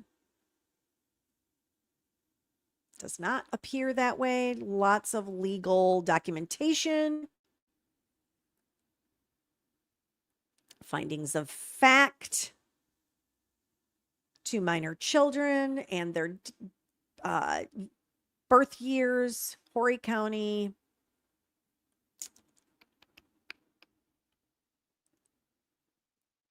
I don't see an affidavit in here. That's what I was looking for. I believe, yep, that's the end of that part. So that was an ugly mess. No? Poor Allison is like, stop. Just stop. Look at everything you've done. Just stop. So, let's head back to the timeline here. April 28th, Pastor John Paul announced to the congregation that his wife was dead and it was self-induced. Micah's sister Sierra posted on Facebook saying not to listen to false stories about Micah. And on April 30th, Micah's body was released to her husband, J.P. Miller. So I know there's a lot of discussion out there about this sermon that JP gave shortly after Micah passed away. And I am going to play it on here because I want you all to be able to make your own decision as to whether you find it appropriate or not. I just have to find my playlist. Oh, Janet, what did you do with it now?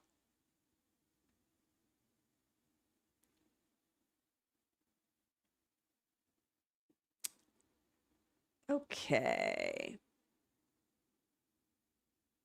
No. We are going to pause you right there because I need to get this all going on the screen here. I'm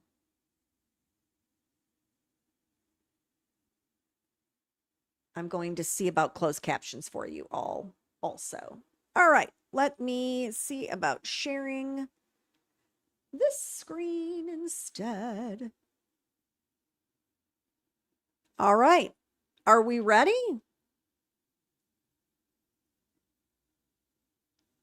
The story of Micah Miller made national headlines following the bizarre announcement of her death by her husband to the congregation of their church, Solid Rock at Market Common, just one day after he allegedly received the news. At the conclusion of a full-length, upbeat sermon on Sunday, April 28, 2024, Pastor John Paul Miller asked his congregation to stand for an announcement. By the way, I want to make sure I give full credit. This is Fitz News. out of South Carolina. Some of you that followed Alec Murdoch and all of the craziness of many of the South Carolina cases in the Low Country. Fitz News is one of the primary sources of information that I got. Will Folks is the main person for Fitz News. And Mandy Matney used to work at Fitz News, and she, of course, no longer does. She has her own stuff going on. But anyway, I just wanted to fill in some gaps for you and also give full credit to Fitz News for this particular video. Giving his parishioners strict instructions not to discuss the forthcoming news amongst themselves. The Sunday sermons of Micah's husband often gave insight into the pastor's personal life, and as his marriage unraveled, this became especially obvious. His strange sermons, when aligned with what the public now know from incident reports and information from family and friends, now seem almost eerie. As we've since learned, the months leading up to her death by suicide were anything but typical. The young wife was in the process of divorcing her estranged husband amid allegations of physical and psychological abuse. And a number of police reports in Tubbs documented deteriorated health by 2024 car keys. When writing to Michael, and Micah reported her quote from and 10-year-old Miller and his watch amount to sell it legally, admitted. Accident sermon pride. Take a look. I'm starting to get very, very prideful. The thing about pride and mental illness, or I think mental illness is probably the most horrible thing we can face in our bodies, and pride is probably the most horrible thing we can face in our spirits. And here's why. When you're mentally ill, it's the one sickness you have that you don't know you're sick. And you have to trust people around you because you're saying, no, they're lying to me. They're telling me I need medicine. I don't need medicine, because the thing that's sick is your mind. And your mind is what you need to realize that you're sick. But you don't know you're sick because your mind tells you you're not sick. And your mind is the thing that's sick. Well, pride is the same thing. On March 11, 2024, Micah got a flat tire on her Honda Accord not long after leaving Springmaid Pier in Myrtle Beach. We're going to zippity-doo-dah to more of the sermon because that's what we're here for. Did not the day her husband worst sermon I've ever the following sermon to his congregation. This is the worst sermon I've ever preached in my whole life. I can't stand it. I just want to get the altar call and quit now. One day, listen, if you ever want to know what I'm going through in life, it's always about what I'm preaching about. God is so good to do that every single time. One day I'm going to preach about getting rich, strong, healthy, and finding a hot wife that loves Jesus. That's what I'm going to do. I'm just kidding. That was wrong. I told you I shouldn't be here today. When my wife went in the hospital, I looked at her phone and I counted over the past 2 years, 18 people who had texted her and said, if you ever want to talk about your husband, you can talk to me and say anything and I'll keep it confidential. Why the heck does somebody want to hear what somebody else says about their spouse? And 2 of those 18 were men. I thought, what? And I was thinking when I read that, I thought, Mark Cassidy, he's one of our elders here, and Jackie, she oversees our New Testament discipleship. Could you see Mark calling another woman and saying, I just want to tell you some things about my wife I don't like? Or could you see Jackie calling a woman or a man, either one? No, if someone wants to call you and say bad things about somebody else, that's a demon talking to you, and the only way to respond is with the Word of God. Last year, my wife, they went to Africa, had a wonderful trip, amazing trip, and she came back with the idea to start a school in Africa. And 6 weeks ago, she goes in the hospital, gets out, and just leaves. Just completely leaves me, leaves everything, drains the bank account, and goes. And guess what? While you're talking bad about me out there, I'm building a school in Africa for over 100 kids to be able to be fed. I'm just doing that. I'm doing the work. Now listen, I'm hurting more than I've ever hurt, going through so much pain you can't imagine. Last week, I have somebody that's going to donate a plane to our church for me to be able to fly from Florida to Tennessee, North Carolina, and Georgia for me to go preach at other churches. Because listen, God gave me the idea, I don't care about other churches, I care about other pastors. And for some reason, I can develop a sermon on tithing, on gossip, on strife, on supporting your pastor, and I can say things to the church that'll bless the pastor. So now I'm getting invitations to speak at other churches all over the states around here, and we got a free plane. I can go around this park right here behind the movie theater for $70 a month. They keep the plane there. So while you're talking about me on Facebook, look up in the sky and you'll see a Solid Rock logo on a plane. That's me going to Miami.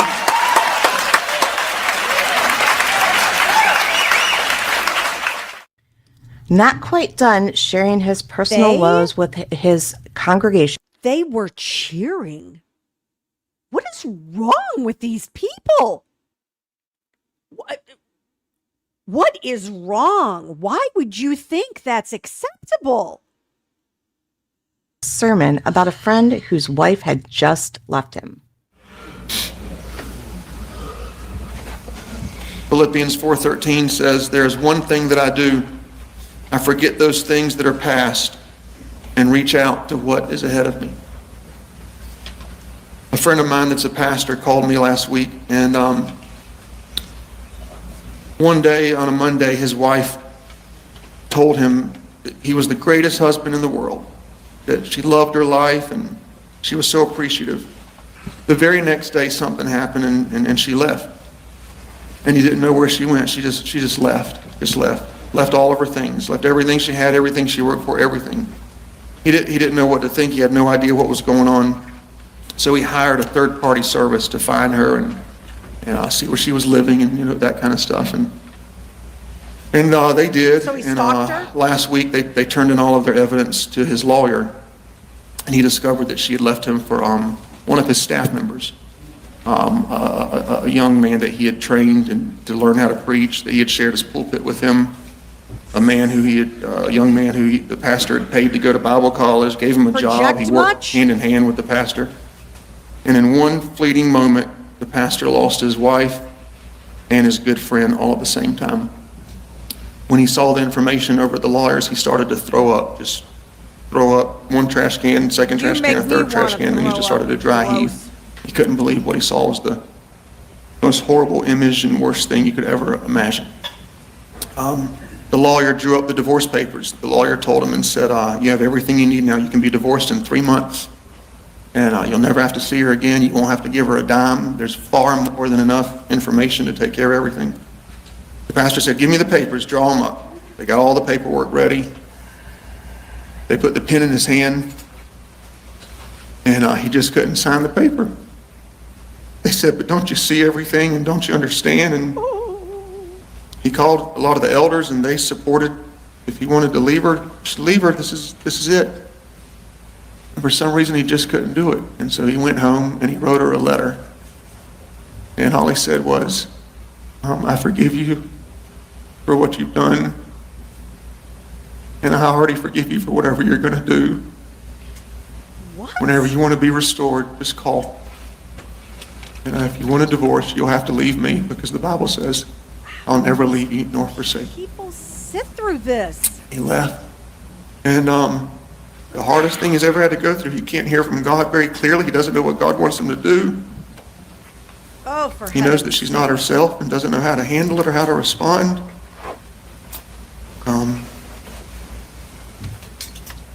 The rage, the rejection, the relationship, it's all there.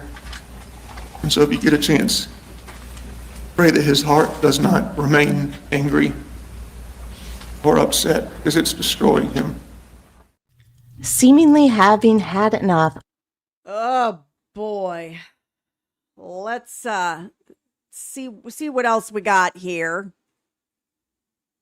Oh, this is the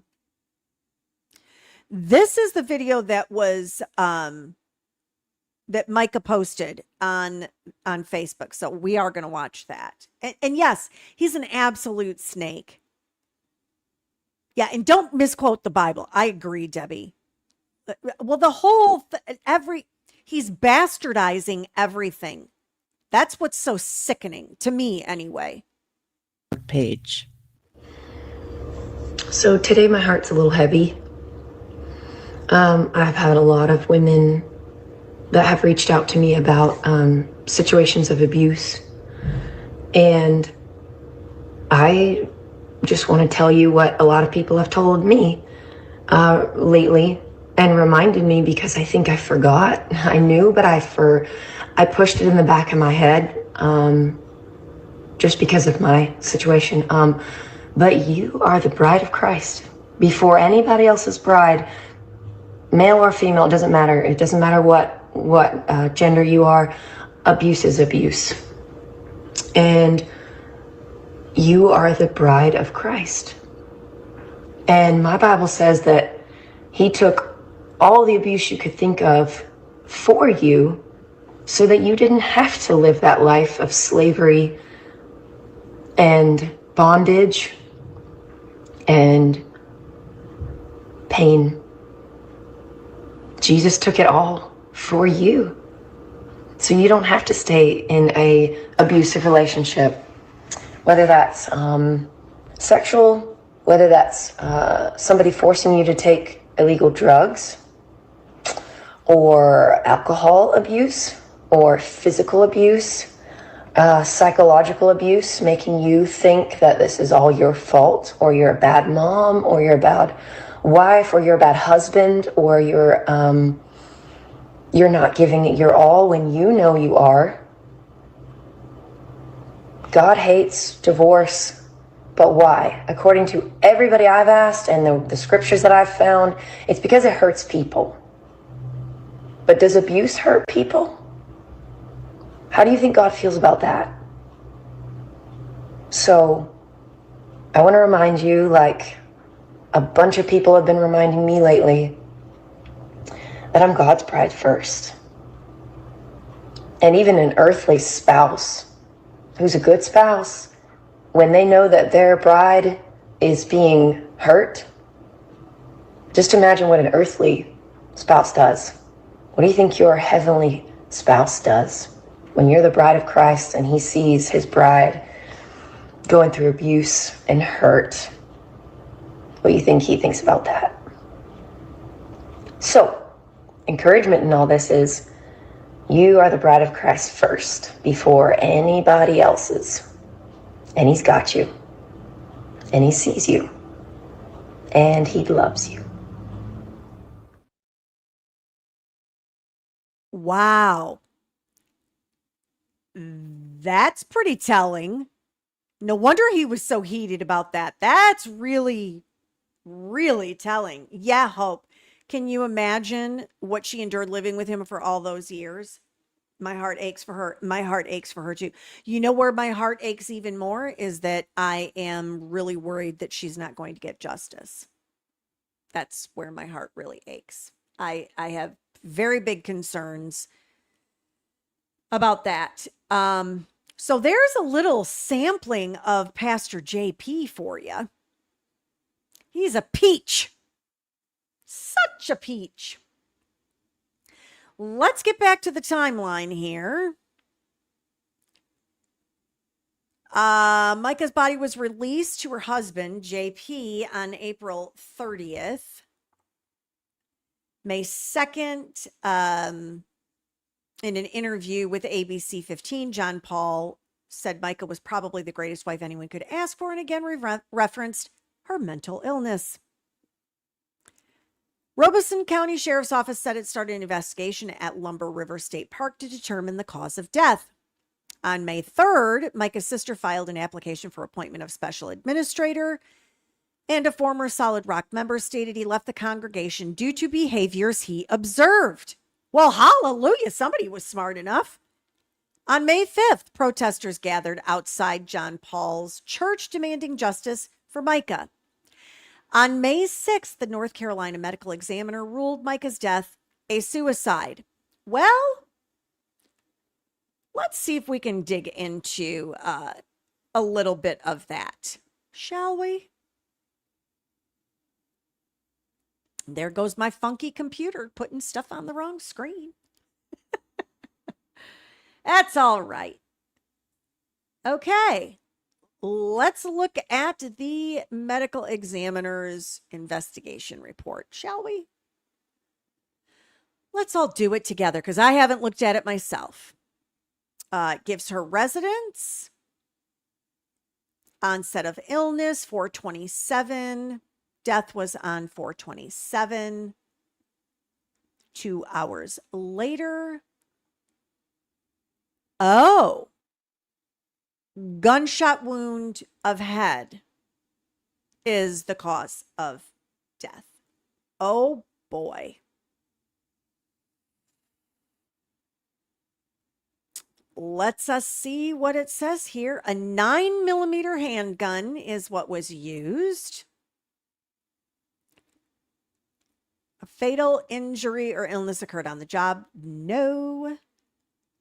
Specific location.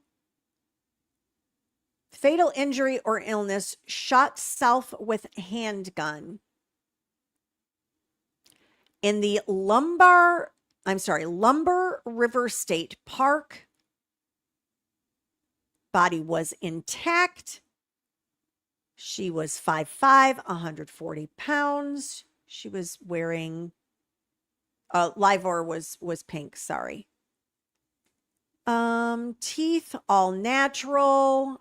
Upper and lower photographs were taken. Her clothing was one black pair of socks, a pair of bird earrings.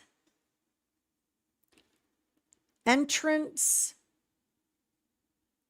on the right side of, that's kind of an odd place. Y'all tell me if you think it's odd or not. I always think when people are going to shoot themselves, if they are not going to do it in the mouth, that they would do it in the temple.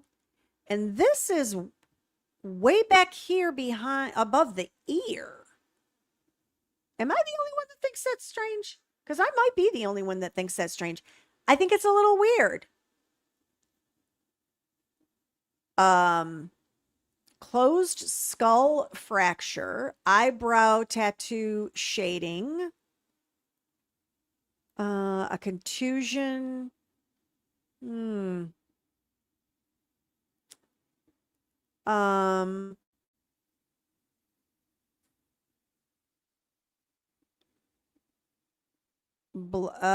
let me keep going. Tattoo, more tattoos. Several minute post-mortem wound consistent with retrieval from river and what? Consistent with retrieval from river and brush, including briars? Yeah, Hope, that's exactly right. Okay, so try it. Put your hand there. It's awkward. It is. That's what I was. Temple is easy. Right above the ear, that feels like it's harder to squeeze. Everybody do it with me. I mean, if you're driving or something, don't do that. Or if you're up on a ladder, putting shingles on a roof, don't do that. But that is an awkward, because it would be out some too, because the gun, the space of the gun, the trigger is going to be someplace back here. Her hand fell into the brush. She was close to the edge of the water. Okay. Still seems weird. All of this is odd. I'm not buying it so far. Okay, let's read what the report has to say, shall we? If you get oogied out, I'm sorry. You probably want to come back in, I don't know, a couple of minutes. Decedent 30-year-old female who was visually identified by law enforcement through photo ID. According to decedent family, they had tried to call and text decedent on 4/27/24 without success. Decedent was last known alive visually by surveillance camera gas station at 4135 South Highway 41 in Mullins, South Carolina. At 13:33 and verbally per conversation with 911 dispatcher at 14:54, in which decedent asked if the dispatcher could see her location. Huh? Decedent voiced to 911 dispatcher that she was about to kill herself and wanted her family to be able to find her. 911 dispatcher confirmed phone number of decedent and location as Lumber River State Park.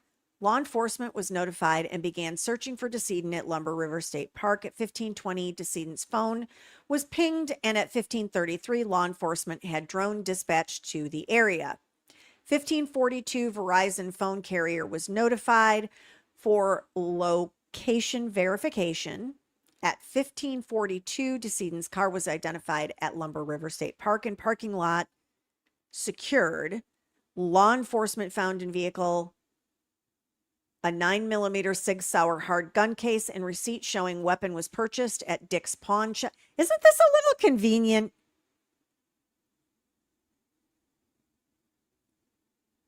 This is a little too neat.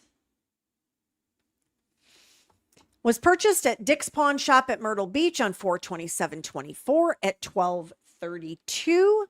Law enforcement also confirmed the weapon was purchased with decedent's debit card. At 16:23, law enforcement was alerted by kayaker. A body was found in river. Law enforcement was also given a black bag with ID and money that was found on bank of river by a person at river. That's odd also. Law enforcement recovered two spent casings and one live round on the bank of the river. Regional pathologist was called to scene for assistance. Decedent was found prone, submerged in river beside tree limbs about 100 feet from casings.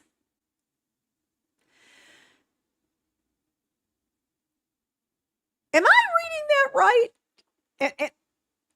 Regional pathologist was called to scene for assistance. Decedent was found prone, submerged in river beside tree limbs about 100 feet from the casings. Why so far from the casings? Did she shoot herself in the head and wander down to the river? 100 feet?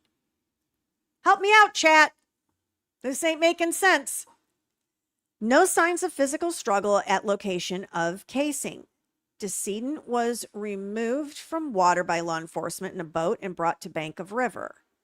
Bank of river was muddy and had heavy brush with briars. Decedent had dirt and debris on her hands and clothing.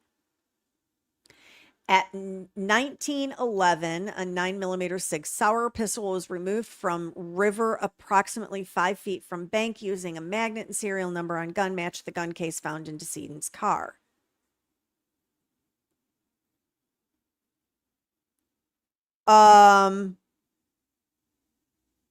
Right? Which she was by a riverbank, but why were the casings 100 feet from there? Why were there two? Yes, why two casings, KS Granny? What's Hope got to say? So here's my thing. Even if they believe she did it, there should be legal recourse to charge an abusive spouse did it if they drive a person to this. I don't disagree with that. I'm struggling with, this is an official report, y'all. This isn't like an article from, the New York Times or something like that. No, this is like straight from the ME. Okay. Medical records documented decedent was hospitalized on 11/29/22 until 12/5 on suicidal precautions for bipolar 1, recurrent manic episode, tetrahydrocannabinol, I don't know that is spelled right, dependence, and dependent personality disorder. The decedent was hospitalized from 2/7/24 until 2/12, secondary to emergency protective custody by her therapist. Medical records stated 2 prior mental health hospitalizations and a previous suicide attempt with firearm. Records on 2/7/24 also state Delta 8 gummy consumption and increased paranoia with bizarre behavior. Well, I wonder why. Delta 8 gummy consumption? I don't know. I don't know a lot, but I feel like I have heard or I know of Delta 8 being almost like a hallucinogen. On April 24th, 2024, decedent records stated she was seen and given prescription for hydroxyzine, 25 milligrams for anxiety. Regional pathologist assisted and examined the decedent. Exam was consistent with reported incident. Upon further consultation with the Office of the Medical Examiner and law enforcement, there was no concern for foul play and an autopsy was not warranted. Wow. Right?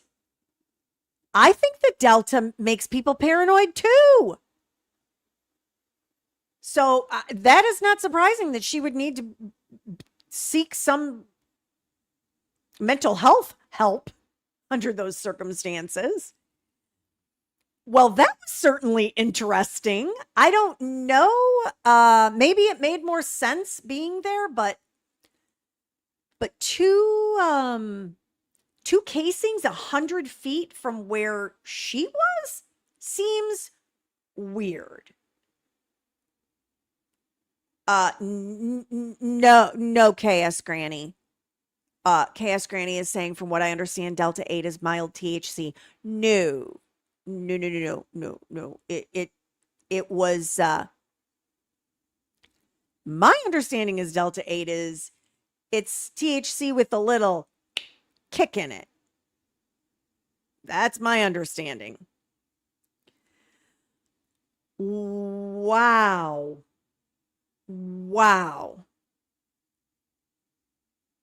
I think that the consumption of drugs is definitely related to JP. And yes, I think in song lyrics. Thank you so much for joining us tonight. We appreciate you being here. Oops, I'm making a mess of my studio here. Bear with me. I'm trying to adjust my microphone and messing it all up. Had anyone else seen that report before? That's the first time I had seen that. I'm going to take us back to the timeline. Oops. Micah, on May 7th, Micah Miller's 911 call and surveillance photos were released by Robeson County Sheriff's Department. Asked for a time of healing, counsel, and guidance. On May 9th, Russell B. Long, attorney for J.P. Miller, released a statement denying accusations and stating that his client had been exonerated of wrongdoing after police determined the cause of death. May 10th, video released by Ty Longerbeam on Facebook showed J.P. Miller laying on the lawn of what is believed to be his ex-wife's yard saying, "I just want to tuck my kids in at night." Dude, drama, man. And of course, we read that Allison requested that JP not see the children. That's what that is all about. And then in December 2025, a federal grand jury in Columbia returned a 2-count indictment against John Paul Miller, 46, of Myrtle Beach, for cyberstalking and making false statements to federal investigators. The indictment alleges that beginning in November 2022, Miller sent unwanted and harassing communications to his estranged wife until her death on April 27, 2024, including posting a nude photo without consent. Yuck! Causing tracking devices to be placed on her vehicle, contacting her over 50 times in one day, interfering with finances and daily activities, and damaging her vehicle tires.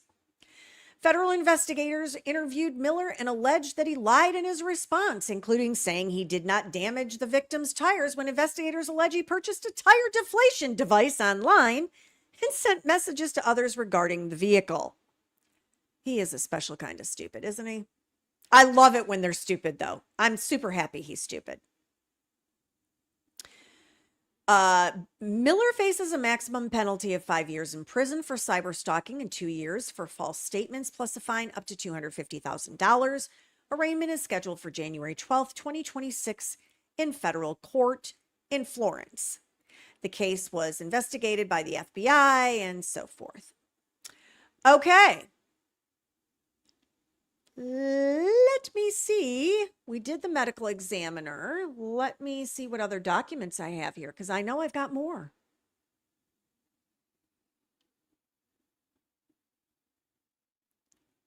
I have not seen the new Michael Proctor texts.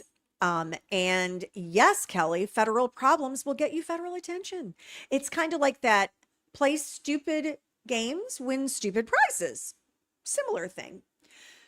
Are y'all ready for my surprise? My big announcement? I before we go into any further documents, I must tell you, well, first off, there are documents on here, and because of how long we've been going live already, I'm probably going to do these remaining documents because they're plentiful for Friday night. What the documents are actually the full allegation of Jane Doe. I believe it's Jane Doe 1 and Jane Doe 2, and they're pretty extensive. So I definitely want us to go through those. We're going to do that on a separate live stream because I can smell some pizza that is calling my name. So, but announcement time. Oh, hang on. I've got to get my life together. Hang on. This is not going to be big enough.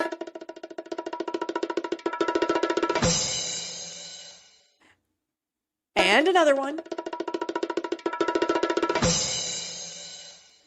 So, my big announcement is make sure you mark July 1st on your calendar that for that particular Wine and Crime Wednesday, you are not going to want to miss it because I have a guest coming on July 1st that I cannot believe I have been able to confirm a date and a time to chitty chat with this phenomenal individual. Are y'all ready to find out who's going to join me on July 1st for Wine and Crime Wednesday? Y'all. It's Beth Karras. Beth Karras from The Curious Case of. Beth Karras, former prosecutor in the city of New York. Beth Karras, journalist. That Beth Karras. Can you believe it? Can y'all believe it? I can't believe it. I am so excited to talk with her. I have so many questions. There are so many things that I want to get her insight on. Right, everybody? I am just beyond that I get to have a live stream with Beth Karras. And that also means all of you who haven't watched The Curious Case of, that's your homework assignment between now and July 1st. You need to make sure you know the cases that we're going to be talking about. Absolutely, I'm going to be talking to her about The Curious Case of Natalia Grace. So and she was also in the courtroom for the entirety of Casey Anthony's case. I'm not super interested in Jodi Arias, but I also know she was there the entire time for Jodi. She was at Phil Spector's trial. So there are several different topics that I am perfectly willing and capable and interested in talking to her. So I will be splashing my thumbnail for this particular Wine and Crime Wednesday for the next 2 weeks so that everybody can come watch Beth and I talk about all things true crime. I think you all remember when I left CrimeCon last year, I said her segment and session was my absolute favorite. She is so knowledgeable. There is so much information that she can glean to all of us. and that I just wanted to bottle her up and take her home to talk to her for a couple hours. And she has agreed to do that. So I get to do that. Unbelievable. Can't even believe that we're going to be talking to Beth Karras in 2 short weeks. 2 short weeks. So that is my big announcement. I'm rather excited about it. I think she is an amazing human being, and I am anxious to spend some time with her. And I hope that I am able to do it again in the future after we get together on July 1st. I just find her an amazing person. So now you all definitely need to make sure that you're subscribed, and you definitely need to make sure that you have your notifications on. For heaven's sake, you don't want to miss Beth Karras. Sweet niblets. So this weekend is probably when I will be putting a thumbnail out in reference to that particular live stream. Let's look at the schedule, shall we? What's going on in the courts these days? Oh, something else I forgot to tell all of you. I had someone from the defense team of Joseph Duggar reach out to me again. And so at some point in the next week or so, because I know there was just a hearing yesterday for Joseph, I will likely be getting another update from Joseph Duggar's attorney. It is his attorney only in the matter in Florida, not in the other case. So they reached out and were kind of like, hey, didn't know if you wanted to chat. And I was like, oh, yes, of course, I'd love to chat. So obviously I'll get limited information about the case itself, but I'm hoping maybe we can hook up again. Mr. Saulene and myself, that's his attorney. Today, there were 3 hearings. I have not had an opportunity to get any updates. I'll probably do that hopefully before I go to bed this evening. There was a David hearing, there was a Michael McKee hearing, and there was a Shayna Gardner hearing. So those are all cases coming up. The case we're talking about tonight, there is a hearing on July 8th. And July 14th is when John Paul Miller's jury selection is set to begin on July 14th. So we'll have some things to cover. Y'all know I'm still like doing the rehearsal thing. So I have rehearsal on Monday, Tuesday. Well, and technically tonight, but I have a very forgiving director, but Monday, Tuesday, and Thursday. And so those days are typically a no-go for me until I finish my stint on the stage, because I'm a weird theater geek, as you all know. So after this week, next week, I'm going to have to check, because Antonio Brown was supposed to have something going on next week, but I think that may have been delayed or rescheduled. And Barry Morphew has a hearing next week. And then there's supposed to also be, before the end of the month, another David preliminary hearing. You know that I'll spend some time this weekend and get as many updates as I can on all of those different cases. And we will see what we can cover. I may have to do next week's Wine and Crime Wednesday. Might be kind of a catch up on everything, because I feel like there's a lot of different stuff going on. So it may be a little bit of a smorgasbord of all the different cases and what the specific progress is. We may have some hearing updates. Maybe by then I'll have some sort of update on Raoul Valley and what is happening with his case. I know that Attorney Crosland worked very diligently, and I appreciate his position on trying to get the charges dropped, because the jury had already come to a conclusion. I don't know how compelling his argument was for the court. We'll see what happens with that. Again, I'm not holding out a whole lot of hope, based on how the court was speaking to Attorney Crosland during the motion hearing. But I'll keep following because we need to know what's going on with little Mr. Raul Valley. I think that's all I have. We will go over the Jane Doe complaints, I guess, for lack of a better term for it. We'll do that on Friday evening then I'll do 6:00 again. And same place here, same bat channel. Tell your friends, tell your family, tell everybody about Beth Karras coming on July 1st. I am beyond excited.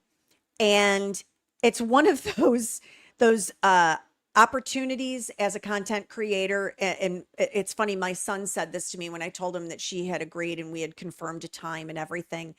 And he said, Mom, it's almost like it doesn't even matter if anybody comes to watch it because you just want to talk to her. I said, yes, that's exactly. So very much looking forward to it. And I hope you all will join me Friday and of course next Wednesday with whatever I decide to do next Wednesday and the Wednesday after that, when we kick off the month of July with the incomparable Beth Karras. In the meantime, take care of everyone around you. Make sure that you do good things. And as always, it doesn't cost a penny to be kind. So find someone to do something nice for today if you haven't already. And remember,